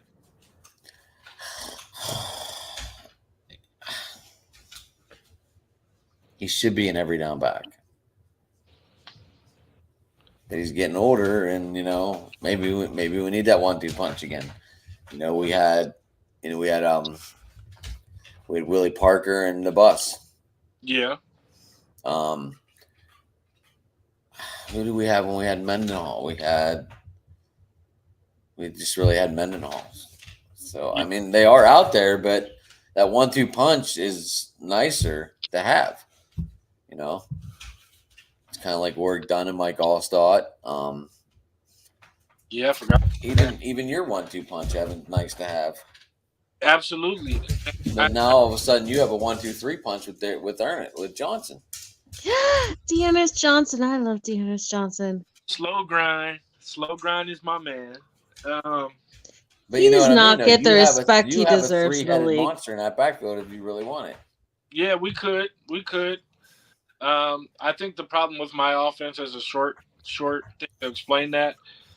They're trying to prepare for the quarterback, and they try to prepare for the quarterback once they realized this defense wasn't going to do anything, so that their play calling has really shown that. I think what they're trying to hope for is that they're in contention for the division at the end of the year, so that way they can finally make the playoffs. But yeah, as far as two system back goes, I think that it's kind of showing for all Alabama running backs besides Derrick Henry. Um,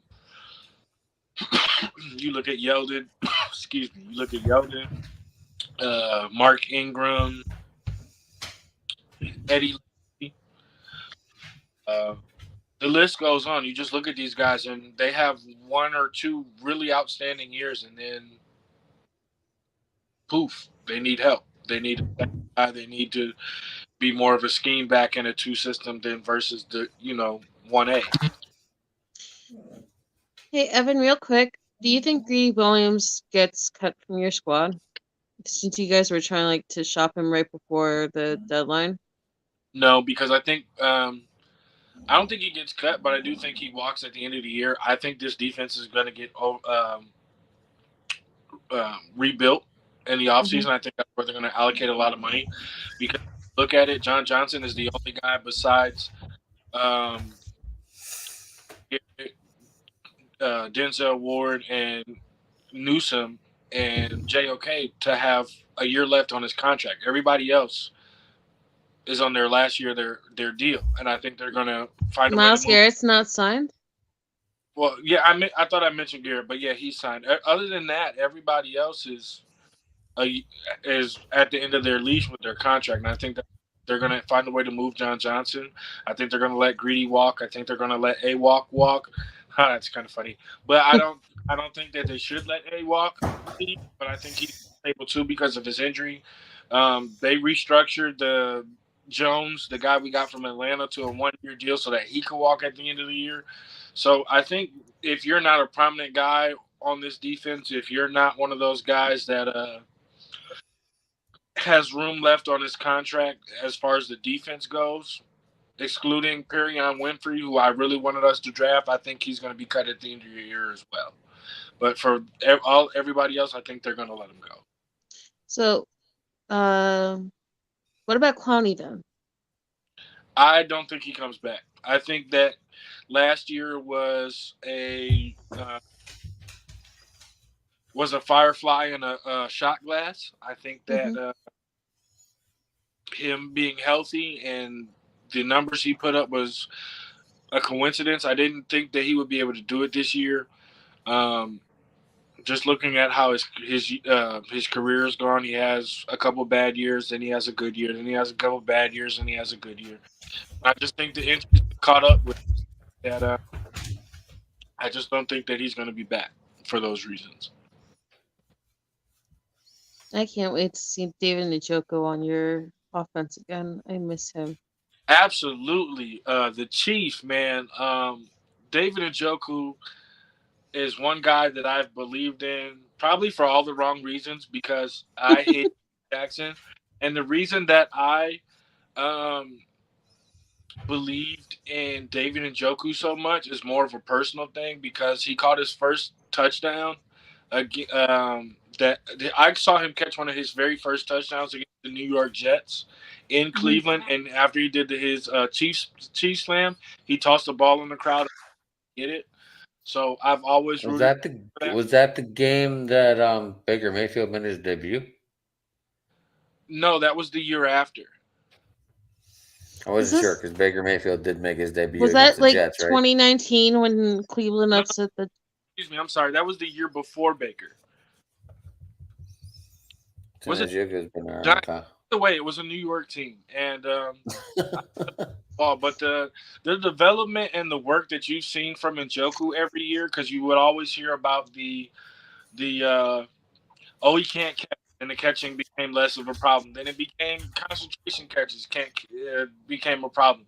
Then that went out the window, and then it became he's a lackluster blocker. He doesn't have the effort, and then the offseason happens and he comes back and he's one of the better blocking tight ends in the NFL. I think that with Hooper now out of the way, I think the league will be surprised by how effective we use David Jones. I think that Watson is is a major plus for him than anybody else on the offense, because if you look at guys that Deshaun Watson has had in the tight end room, they've all put up career Pro Bowl style numbers when it comes to him at the quarterback spot, where you look at guys like Bell, Earl Brown, who's back on the roster, high school alum, played with him, good guy. But when he went over to Houston after leaving the Raiders, and he played with Deshaun Watson, he had the most touchdowns he's ever had in his career, most receiving yards. Darren Fells, same thing. I just think that David Njoku will really take once he fully recovers from this high ankle sprain. Do you believe that Amari Cooper is going to last? Or are you kind of like in that sweet spot where he's playing hard because it's his first year there, and then... I think he's going to last. And the reason he's going to last, and it's funny that you asked me because I was having this conversation a couple days ago. Sorry. It's just, we were kind of talking about the Cowboys and somewhat the Raiders, and it made me think that Amari Cooper always comes out strong, and then he kind of like falls off once the newness kind of rubs off. So here's the question that I asked everybody Mm-hmm. when it came to Amari Cooper. At the end of his time with the Raiders, he had Darren Fell and Hunter Renfrow. Mm-hmm. After his first year in Dallas, first 2 years, he had CeeDee Lamb, Michael Gallup, and Dallas Goedert. Was it Dallas Goedert? Who was his tight end at that time? Either way, he had a full power offense at that time. And I think a lot of people expect him to put up these dominant numbers, but then don't realize that you got a first-round receiver in CeeDee Lamb. You have a second-round pick for Michael Gallup. You have decent tight ends. You have Zeke on his downfall, but you still had Zeke at a productive number. You had a passing game that changed up, going from who's the former head? Jason Garrett, going from Jason Garrett to the Green Bay style offense where they're all over the place. I think him having a consistent spot, him being a route runner, and especially with the offense that Kevin Stefanski runs, I think he'll flourish. And also for Browns fans, if you keep tweeting at me about fire Stefanski, I'm going to block. Stefanski's numbers have shown that with both backup, Case Keenum started some games, and Nick Mullins, so that's 4. With all 4 backup quarterbacks, they have had great numbers. And to finally have a quarterback that's believed to be in the top 5, top 10, Kevin Stefanski's going to stay. You see a lot of coaches like Andy Reid. You see, I'll just focus on Andy Reid. If the Chiefs were to all of a sudden struggle and have a season like the Browns are having, Andy Reid not fired, defensive coordinator. So right. you have an offensive genius here. Everybody's trying to get one. You got one. Keep him. The offense is fine. The running game, the passing game, the linemen, they're all good. Fix your defense and stop blaming Coach Stefanski. I hate saying this because I hate what he does. I mean, it's like, and people might say I'm bitter because I lost the Super Bowl to him, but I hate the fact that John Harbaugh always has like the patsy every year. So if the Ravens struggle, he has an easy fired coach to blame all his woes on, right? Whether it's his special team coach or his defensive coach or some position coach, he always has like a scapegoat.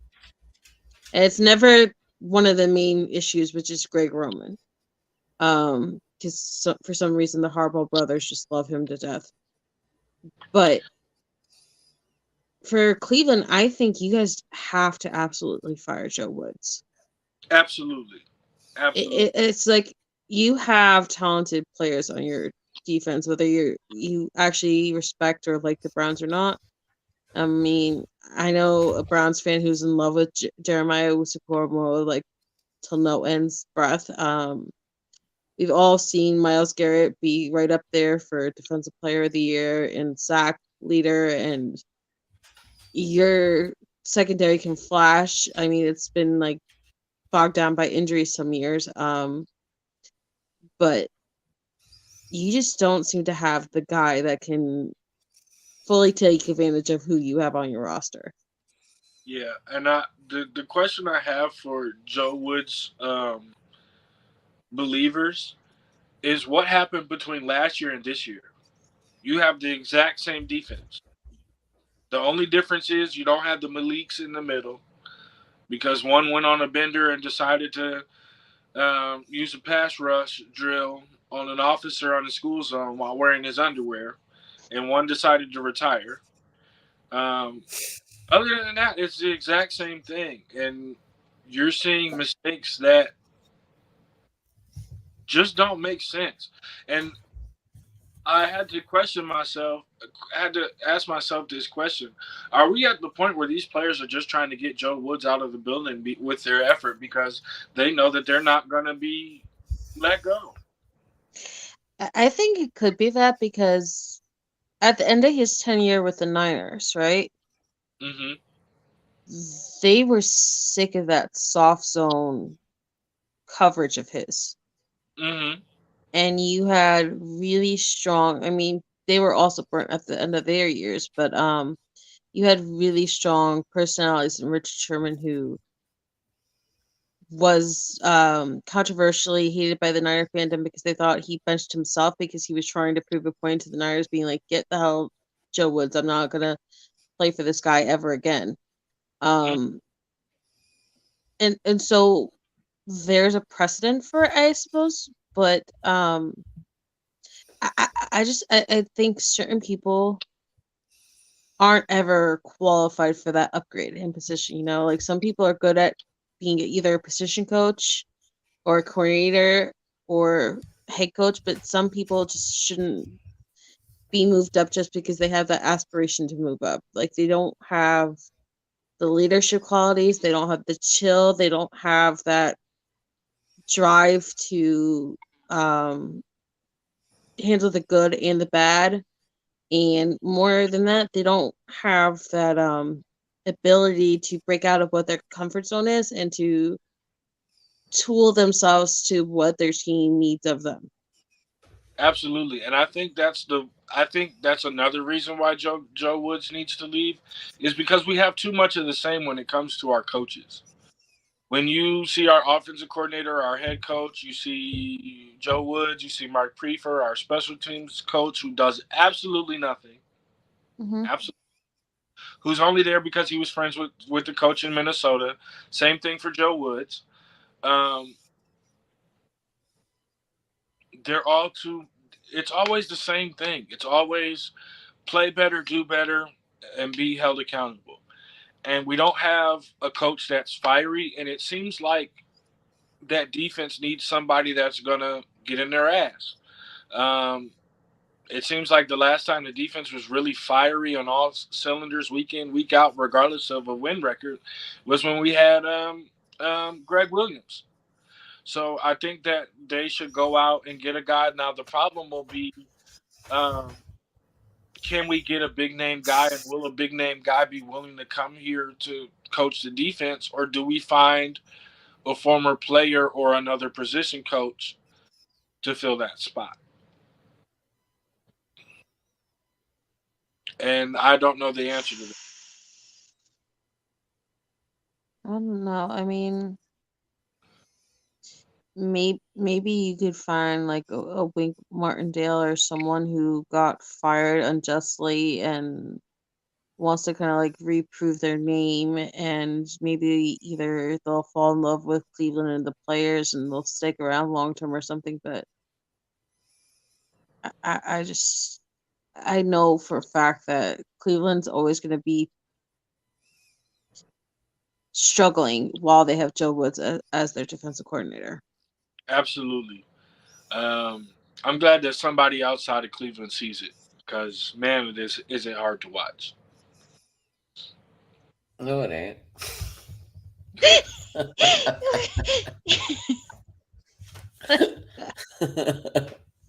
It's okay.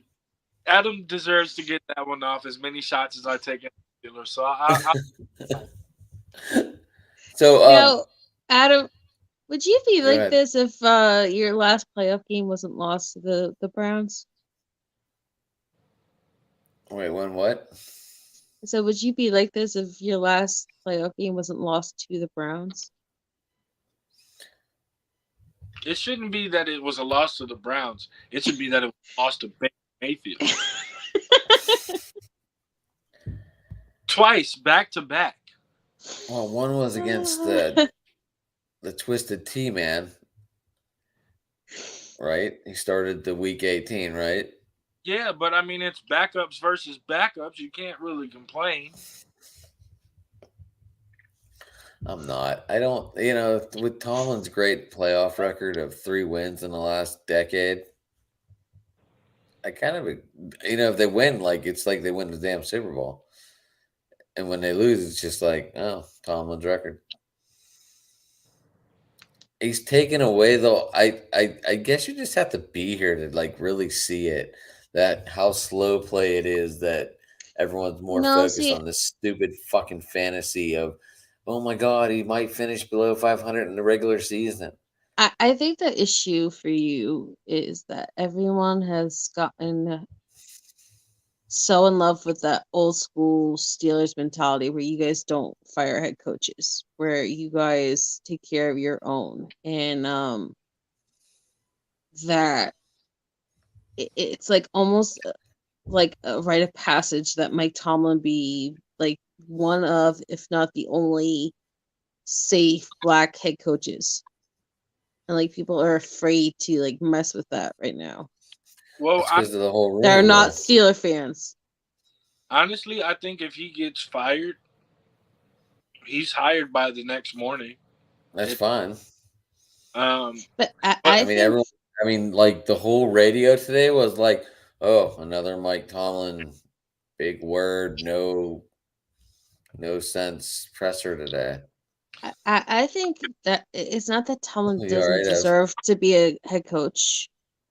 I Would it- just think it's soured in Pittsburgh. Like he's been there so long. It's been the same message. And they haven't really had like that spark that they used to have when it was like the Ravens and the Steelers fighting all the time in the playoffs. And it was like either the Ravens or the Steelers be up against the Patriots in like the Mike AFC Tomlin should have Championship got in game. trouble for tripping the guy down the sideline. So the question I don't know. I think he needs to change a venue, honestly. I was going to go in the other direction with that is that you guys went from what, Chuck Noll, Bill Cowher to Mike Tomlin. Yeah, they were in that span, yes. But before that, I think I read we had 12 coaches. Right. Before we ran into Chuck Noll. So then the question becomes, do you want to have the right coach and rebuild around the right coach who can lead a group? Or let him go and go through another 12 coaches? Well, how do you know we won't find the next one? What's the likelihood of that? Sean McVay is on the way out of L.A. Andy Reid is probably going to be the last long stay head coach because he has Mahomes. Do you really think they're going to keep the head coach they have in for the Chargers if he can't figure it out while they have Herbert? Can you name another place where they're going to keep their head coach for a long time? I have no idea. I can't. I mean, I don't know. This is an ever-changing world. People find a better contract, they're going to go. There's no real loyalty anymore, except for a few teams like you just mentioned. I mean, everyone's out to find the next thing, and I just doesn't ever let go of the things that aren't working anymore. I think you have to rip off the Band-Aid sooner or later. You guys finally moved on from Ben Roethlisberger. Finally, I mean, you're struggling with Kenny Pickett, but at least you're trying something else. You're breathing some kind of new life into the quarterback position, and I'm not taking a shot at him because I know he's done really amazing things. I mean, I'm still pissed at him for that Ravens game, but sometimes coaches just need a change of venue.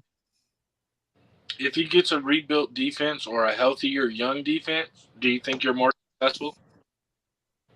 Because he's a defensive guy. How many times do you want him to rebuild his defense? How many times do you feel that you have rebuilt this defense? Because coming from a Browns fan, you guys haven't rebuilt this defense since I've been alive. And I turned 30 this month. So for 30 years, you guys have been it on defense. Well, it's always been next man up policy.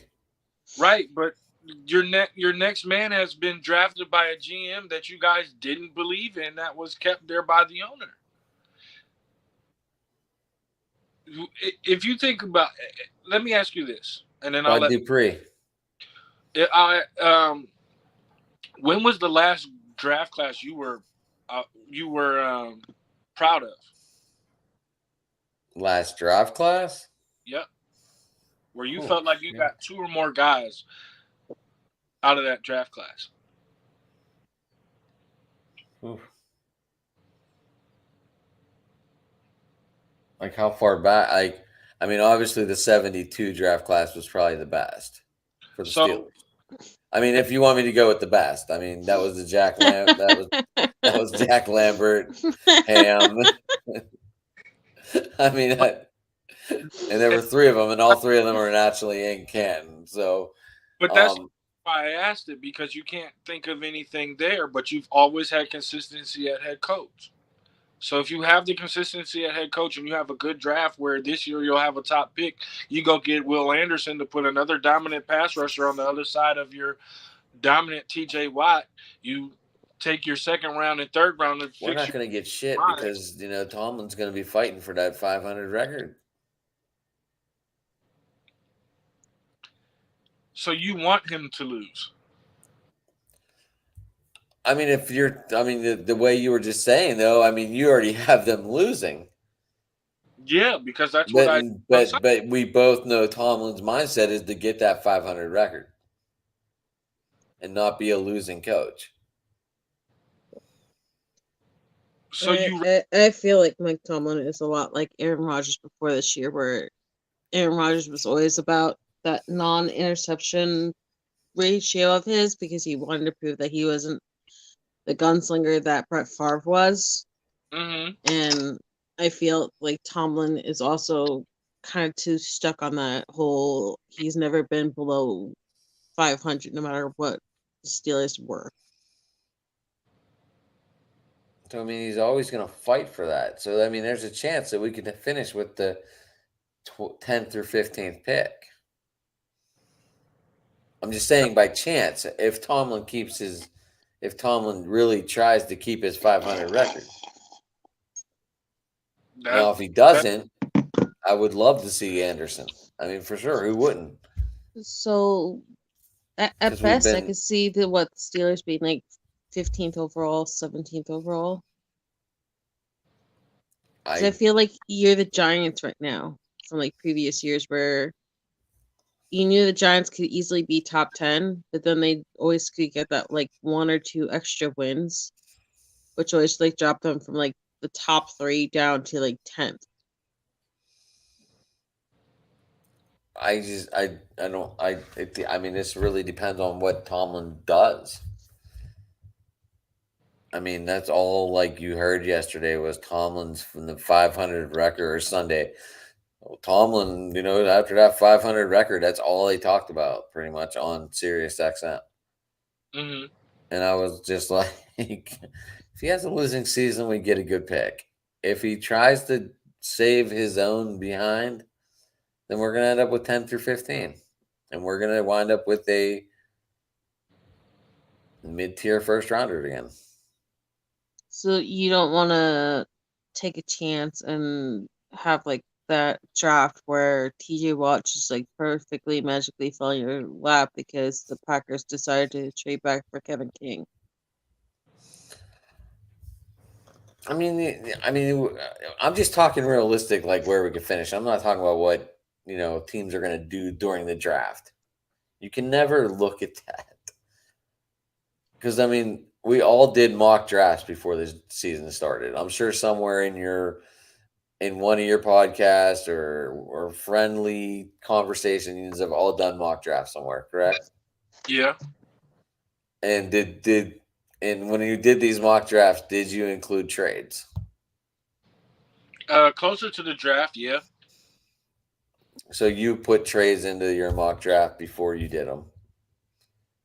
No, like the closer it got to the draft, so like after free agency, after where I saw where teams picked up somebody, if I just felt like there was a perfect fit, eventually I would put in a trade. Yeah. But this past draft doesn't really count. I mean, there was like what 10 trades on draft day. Like that was like an unheard of amount of drafts. Well, I think the Jets traded into the first round, what, 3 times? No, they had 2 picks and then they traded back in and got a third pick. Which Man, I look thought they good. did pretty good at that. They had 2 in the top 10 with the Giants. So they got Sauce and Wilson. Garrett Wilson, and then I think they traded back in and got Johnson. Yeah, Tremaine Johnson. And then, of course, with their second overall pick in the second round, they got a Brees Hall. The I think. IR guy right now, Brees. So I had him winning Rookie of the Year. He would have been. So should we talk about this Colts Raiders game? Do we have to? We don't really have to. Congratulations, Jeff Saturday. You proved all the haters wrong. No. Josh McDaniels, you're a joke as a head coach. Yes. Indianapolis, congratulations. You got back at the coach that spurned you at the altar. Yeah. Devontae Adams, Taylor finally woke up too.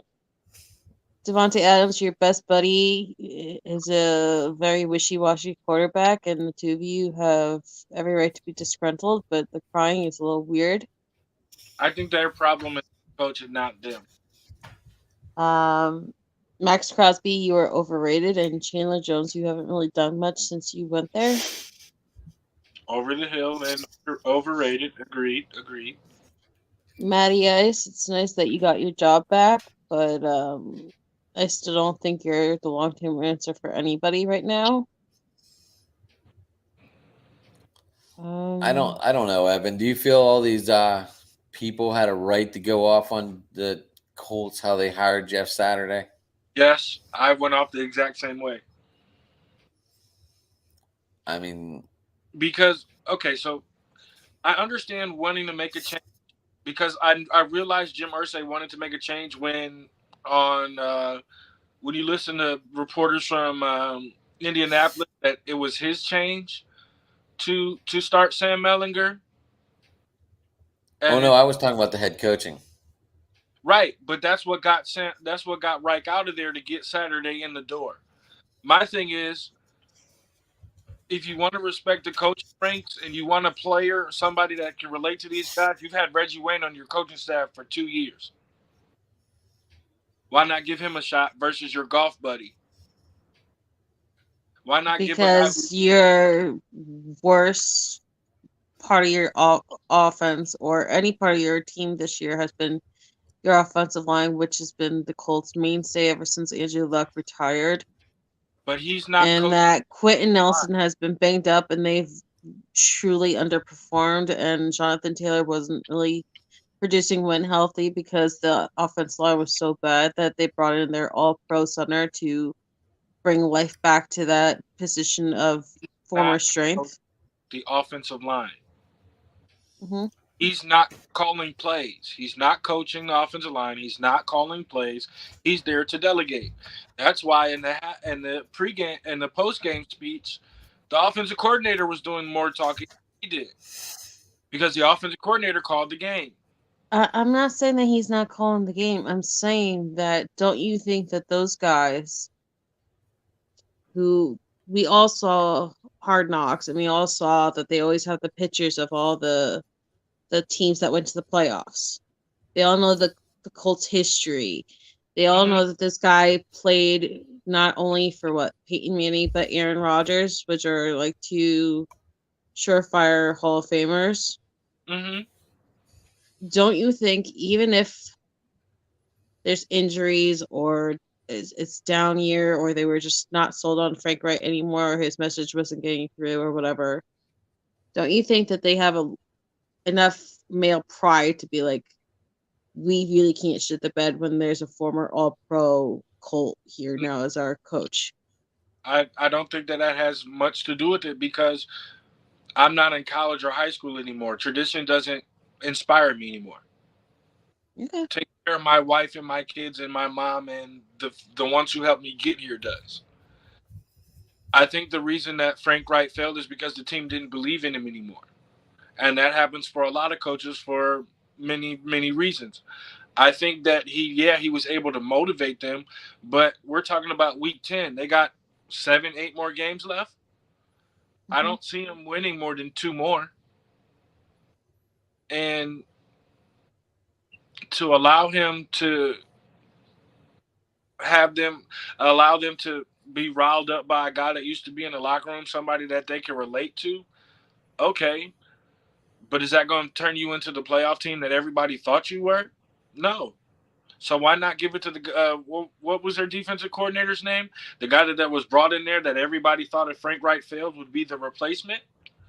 What was it, Foxworth or something like that, or Fox? Hold on, I'm looking. I don't know much about the Colts. Or I know they got Jonathan Taylor, and he's on my fantasy team. I didn't think he was going to do that well this year either. I thought that was a flash in the pan thing for him. Didn't they just have a huge setback either before Sunday or right after Sunday where Darius Leonard is now out for the year with that back injury? I thought it was his knee. Or did he have back surgery? Maybe it was knee. Gus Bradley? Sure. Is that who you're talking about? Gus Bradley? As their defensive coordinator? I think so. Wasn't Gus Bradley the guy that flamed out of Jacksonville? Yep. But yeah, Gus Bradley is the defensive and Marcus Brady is the offensive.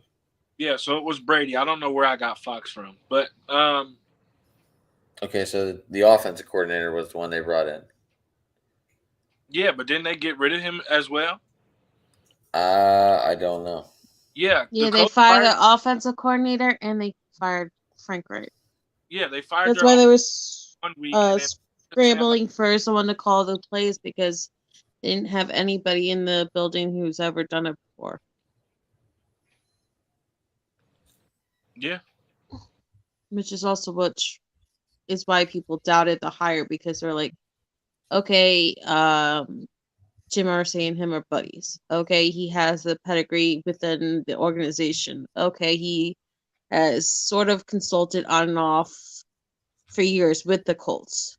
Mm-hmm. But the fact that you brought in someone who has had no real experience of coaching on any kind of professional level or winning level, I think that was a big head scratcher because they were like, well, then who the hell is going to call plays? And I agree he fired everybody. Because, and that's another reason why I said, why not Reggie Wayne? Because he's been coaching for you guys for.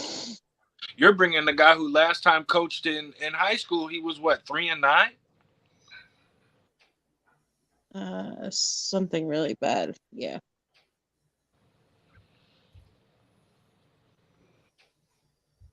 But the Raiders head coach can't get fired fast enough. Oh my God, Daniels. He's so bad. I mean, it's like appalling how bad that they play. Sorry, Melissa, sorry. They do have John Fox. Now you mentioned a Fox, but he's been with the organization for 40 years. Or he has 40 years experience. I don't know when he got to Indy.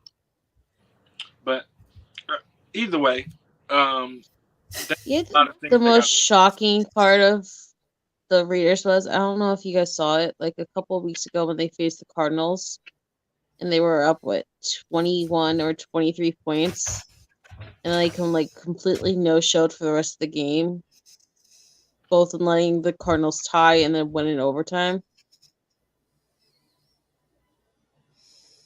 Like, is it just the Brady effect, or I don't understand why McDaniels was so beloved.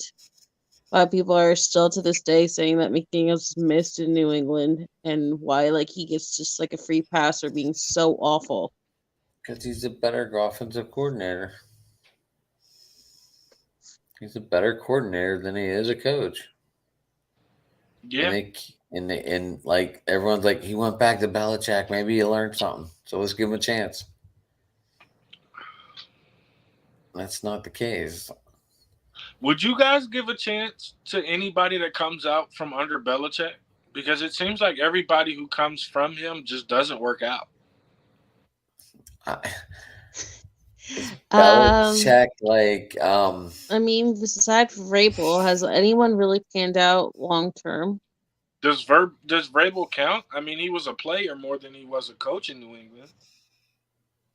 I'm just saying, the only one that I know that's done somewhat successful coming from the Patriots organization that went into coaching was Vrabel. I don't know if he actually coached there. I don't think he has. I think what was he in Houston before he was in Tennessee? Yeah. Either way, my favorite memory of that is Vrabel pulling the Belichick on Belichick with that whole running it down to the 2-minute warning that one time in the playoffs. Well, we got With the Evan, we got two games left. Full start. Evan, we got 2 games left. Can we kick them off real quick? Yeah, we can. I know you said you just got ready for work, and yeah. So, all right. So we have the game of substitute quarterbacks.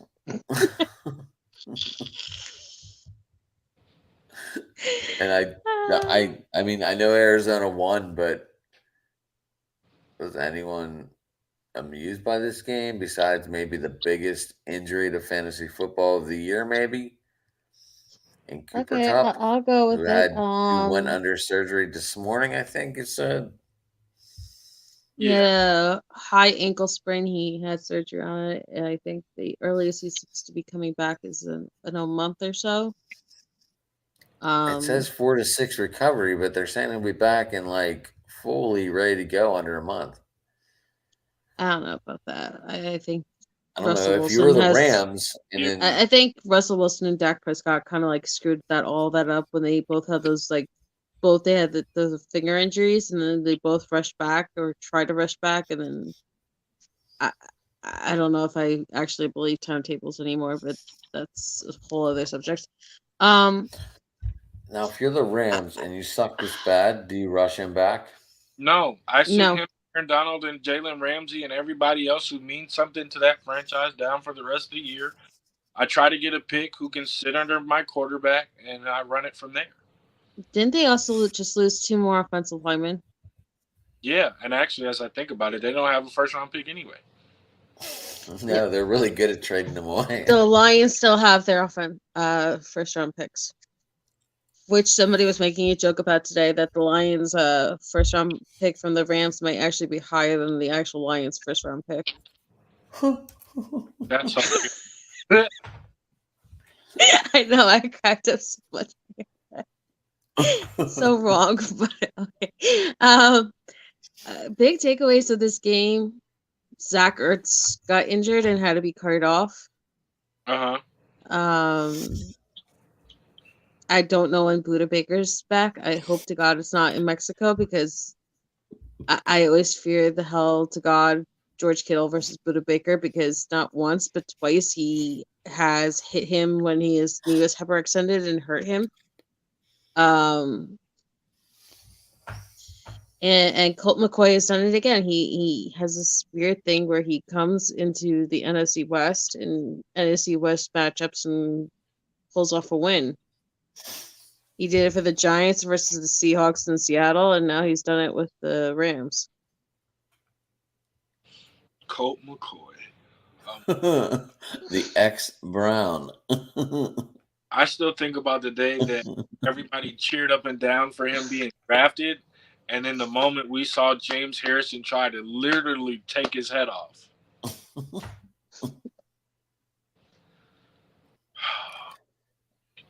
But yeah, no. I don't know what the Rams are going to do. I don't know if McVay's going to stay there. And then as far as the car, I also kind of wonder, does Aaron Donald regret coming back? Yes. I mean, you could have walked off into the sunset, followed your 7-year plan. You could have stuck to your guns, won the ring, gone off in history as a Super Bowl champion, be the most well-respected guy, and you could have been like Terrell Davis, where people will be like, oh, you still had a lot in the tank, but this is what could have happened, but they still respect your short career, and you could have had your health. And now I feel like it's like Gronkowski, where you like try to force one too many rings, and now it's just like, was he really as dominant as we thought he was? I don't think that'll be the question with him if he leaves this year or the year after next. Mm-hmm. I think the thing that hurt the defense so much was losing Von Miller. Oh, absolutely. Bobby Wagner is not Von Miller. Absolutely, they don't bring the same things to the table. I felt like if you were bringing in Bobby Wagner and you kept Von Miller, oh yeah, your defense is ready to go. But I think the biggest loss was losing their left tackle. Whitworth? Yes. Okay. That guy was like 40 years old and he could barely stay healthy, but you see it now. At least when I watch, it seems like they're receiving more pass rush issues than they have been before. Well, they're on like their 4th and 5th string offensive lineman right now. I think what really has killed them is that they're like the Browns, where they don't really have anything outside of Cooper Kupp from a few years ago, and they're just like struggling to make anything else work at receiver. Mm-hmm. And Allen Robinson was not a good pickup for them. No, not at all. Not at all. All right. Does anyone have anything left on this game? Do the Cardinals blow it up next year? No, they just paid Kyler Murray this offseason. They just paid Cliff Kingsbury. They're stuck with everything. All right. Well, on to the next one. That kind of solves that one. I didn't know that they had re-signed Cliff Kingsbury, which I think is the dumbest decision ever. But yeah, I can't remember if they paid the GM as well, but they paid Cliff Kingsbury first, and that's why it became like a national story that Kyler Murray hadn't been extended.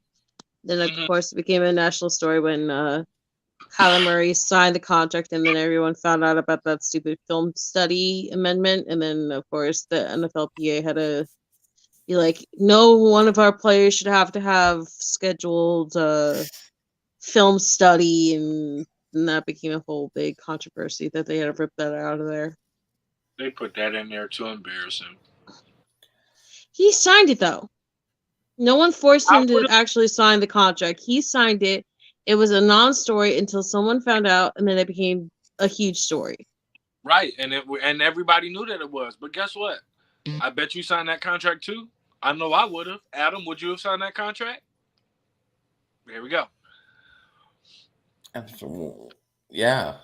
You didn't have to put that in there. That could have been one of them that could have been a handshake and a conversation. We need you to hit the film room more.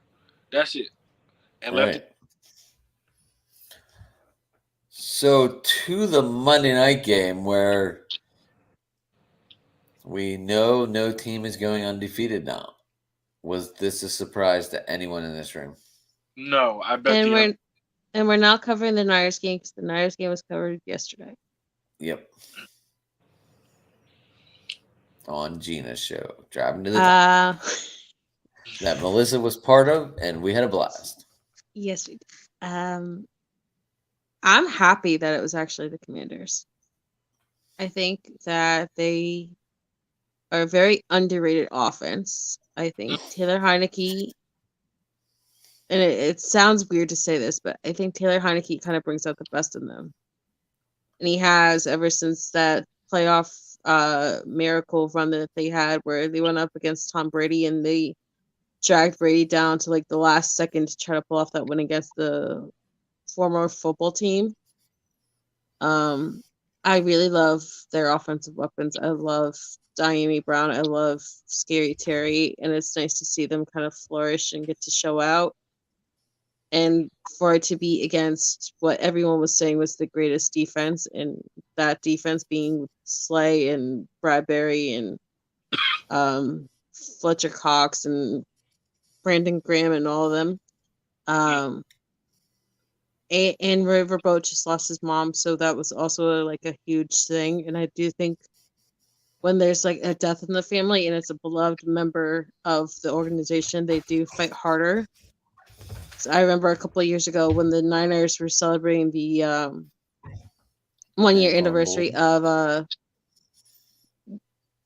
Ted York's passing. They played their lights out against the Saints in the week 14 in that big play out, and then you saw in the locker room everyone's reaction when Dr. York and Jed and his entire family all got game balls because they were dealing with the loss of the 1 year anniversary. And I also think that it's probably good for the Eagles going forward because they were getting a little too cocky in their britches. You know, it was the first time they ever went 8-0. They've never done that in their entire history.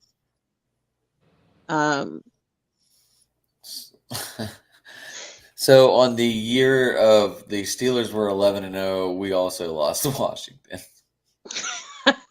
I said that last night. I thought that was the funniest thing over.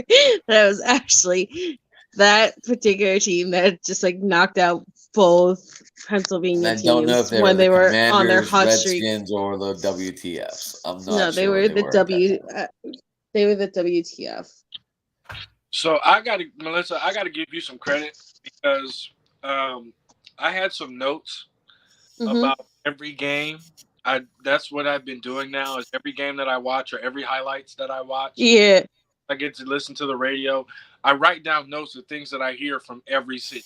So that whenever I get on one of these shows or do my own, I have something to speak on that is relevant to that fan base. And all night long, you've asked every question I could think of or I've written down. Brought up every point, everything that I have put in here. So I want to give you your flowers today because you brought it. So. And you know, the crazy part was I didn't even watch the Red Zone this week because I was so freaking nervous about Jimmy Garoppolo playing in primetime that I just like I paid attention, but I like uber paid attention the way I would if normally the Niners were playing in primetime, and I got to just enjoy the 1 o'clock and 4 o'clock hours. Yeah. But yeah, no, I got your flowers. Well done. She always does. I just love football. I see. And, you know, the crazy part is, as much as I love my own team, and I really could talk nonstop about my team, it's just like a Jersey thing, but it's so fun just to talk about the league in general. And to get away from all the infighting and the doubters and the should we bring in Odell Beckham Jr.? Is this guy a bust? Is this guy not good enough because we lost to Forrest Buckner? I'm like, you get so much Niner talk. It's like such a breath of fresh air, and that's part of the reason why I told Adam like normally Tuesdays at 9 o'clock. You're getting compliments from the fam. Oh, thank you, Joel. Don't that's usually why I'm always on the locker room rant, because it's just like I need that normal break from Niners. Like Well, it's just like Melissa, it's does the that help that your overpopulation of it. brother's a Packers fan, your dad's a Jets fan? I mean, a Giants fan, and I think you said your mom's a Jets fan. How does that? Okay. Okay. I had it bad. Like my grandfather is an Ohio State fan. My grandmother is a Michigan fan. I'm an Ohio State fan. My I'll aunt explain it real quick State because fan. I know you gotta go. So my father is a lifelong Giants fan. My great uncle had tickets for Giant Stadium. This is before the seat licensing and everything else. So when my mom and my dad got married, he tried getting her into football. And my mom, being who she is, wanted to stick it to him. So she became a Jets fan. Because that was the other New Jersey, New York fan base. Okay. And then the 2011 Super Bowl happened. And Victor Cruz happened. And my mother is from Bogota, Colombia. She came here when she was 2 years old. And there's this superstar from Patterson, New Jersey, who was like right outside of where I grew up in West Patterson.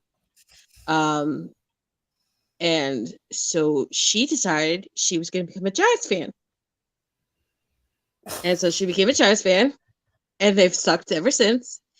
And then a couple of years ago, Andy Reid became the head coach of the Kansas City Chiefs. And my mother fell in love with Patrick Mahomes. Mhm. And to my great disdain, my family has only ever rooted for the Niners when I was out of state once on a trip with my best friend, and they rooted on the Niners versus the Saints in overtime. It's the only time they've ever rooted for my team. Either like anytime I'm in state, they rooted for the Ravens in the Super Bowl. Mhm. The 2013, 2014 championship game against the Seahawks, they rooted for the Seahawks. Mhm. They all rooted for Green Bay every year. They all rooted for the Cowboys. They rooted for the Rams. Anything and everything against my team. So when we were little kids, my dad tried to turn each of us into a Giant fan. We wouldn't have it because we A, didn't like the Giants, and B, him and How do his you not like Jason Sehorn? we grew up in the 90s. Jason Sehorn. Anyway, him and my uncle, who's a Cowboys fan, would go at each other like every Thanksgiving and Christmas. Mhm. So my brother fell in love with Brett Favre as a young kid, and I fell in love with Steve Young and Jerry Rice, who I thought at the time were like kind of like Superman and Batman on the football field. Mhm. So each of us found our own teams to get the hell away from our family's crazy dynamics and football love. Fair enough. Fair enough. Righty, guys. Anything else? Any closing statements? Although I do have one thing of Giants memorabilia that you guys might like. Well, why don't you just get? I don't know if you can see this or not. Not really. What about now? Is that like Kinda. Danny Tomlinson? It's Tiki Barber, actually. Thought so. I just saw the blue. Um, That's all I saw was the blue. I'll try to get it better next time because I the was light's just thinking behind of me. Tiki Barber. Thinking of Jason So, Sehorn, Tiki Barber. we used to live in West Patterson, and there used to be this guy called Creasy who used to train athletes. Mhm. And my dad had been at the gym one day, and he knew that Tiki Barber worked out with him, so he asked him if Tiki would sign a picture for his kids. So it actually says right on here, it says, Brian and Melissa, best of luck, Tiki Barber 21. And my brother has the jersey, and I have the signed photograph. That's what's up. All right, Evan. Anything to close out? Yeah. Baker sucks. Brown and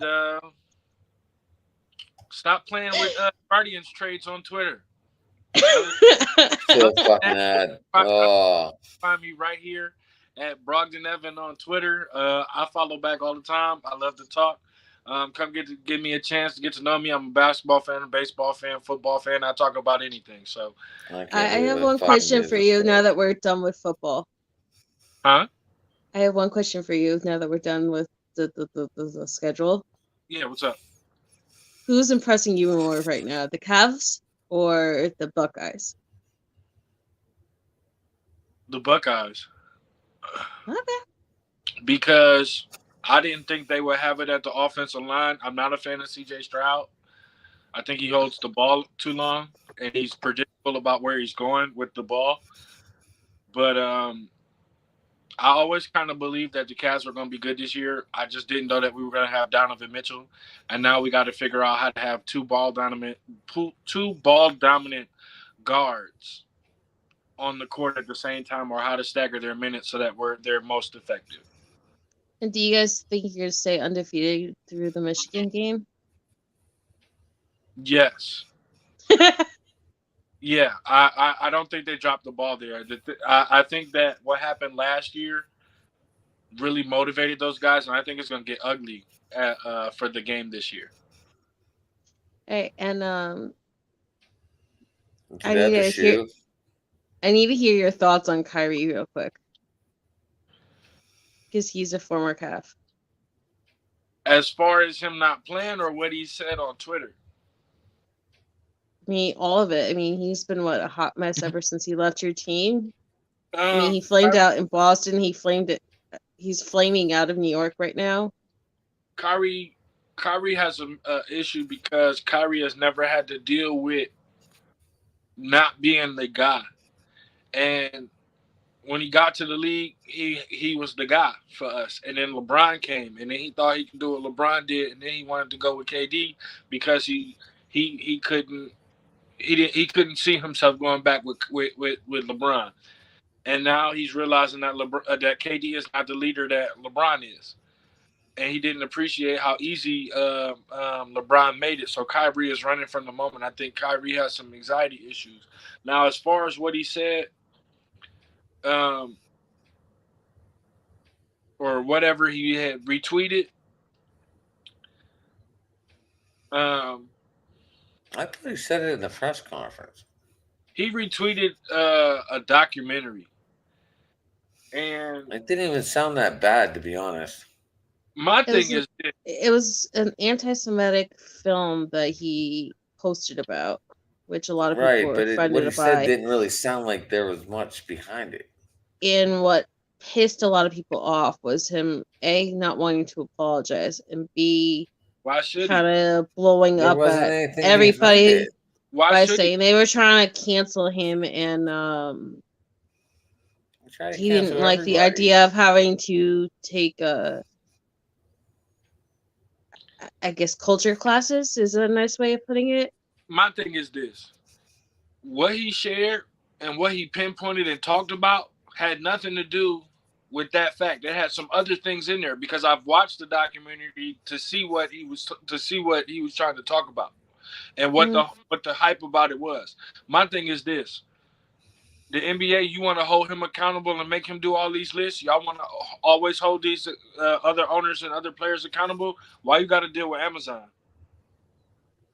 Why is Amazon not in trouble for sharing this video that once it blew up with Kyrie, went over $1 million in sales? We have other players in the NBA that have done worse things than what Kyrie just did. If you deem it worse, if you deem it a bad thing, why is Kyrie's punishment being made public? Why has Kyrie got to go through a list of all of these things that he got to do, but you got other players that have done other things, like Josh Primo, and y'all didn't talk about what Josh Primo did? I think a lot of it has to do with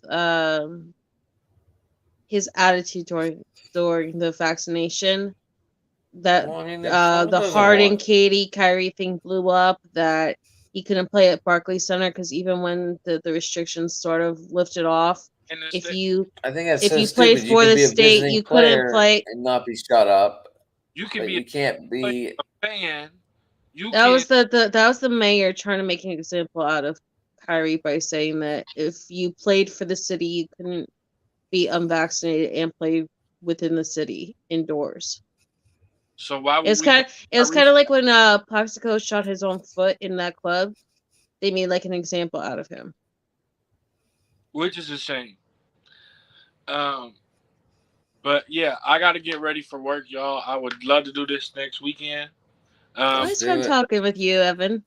Same, Melissa. You could always get at me on the DMs like you did before. We could always chop it up and have this conversation. Adam, you my And man. I would love to have you one day on the locker room rant with me in the chat because I need a sane Browns fan to deal with the crazy Browns fan that's a host.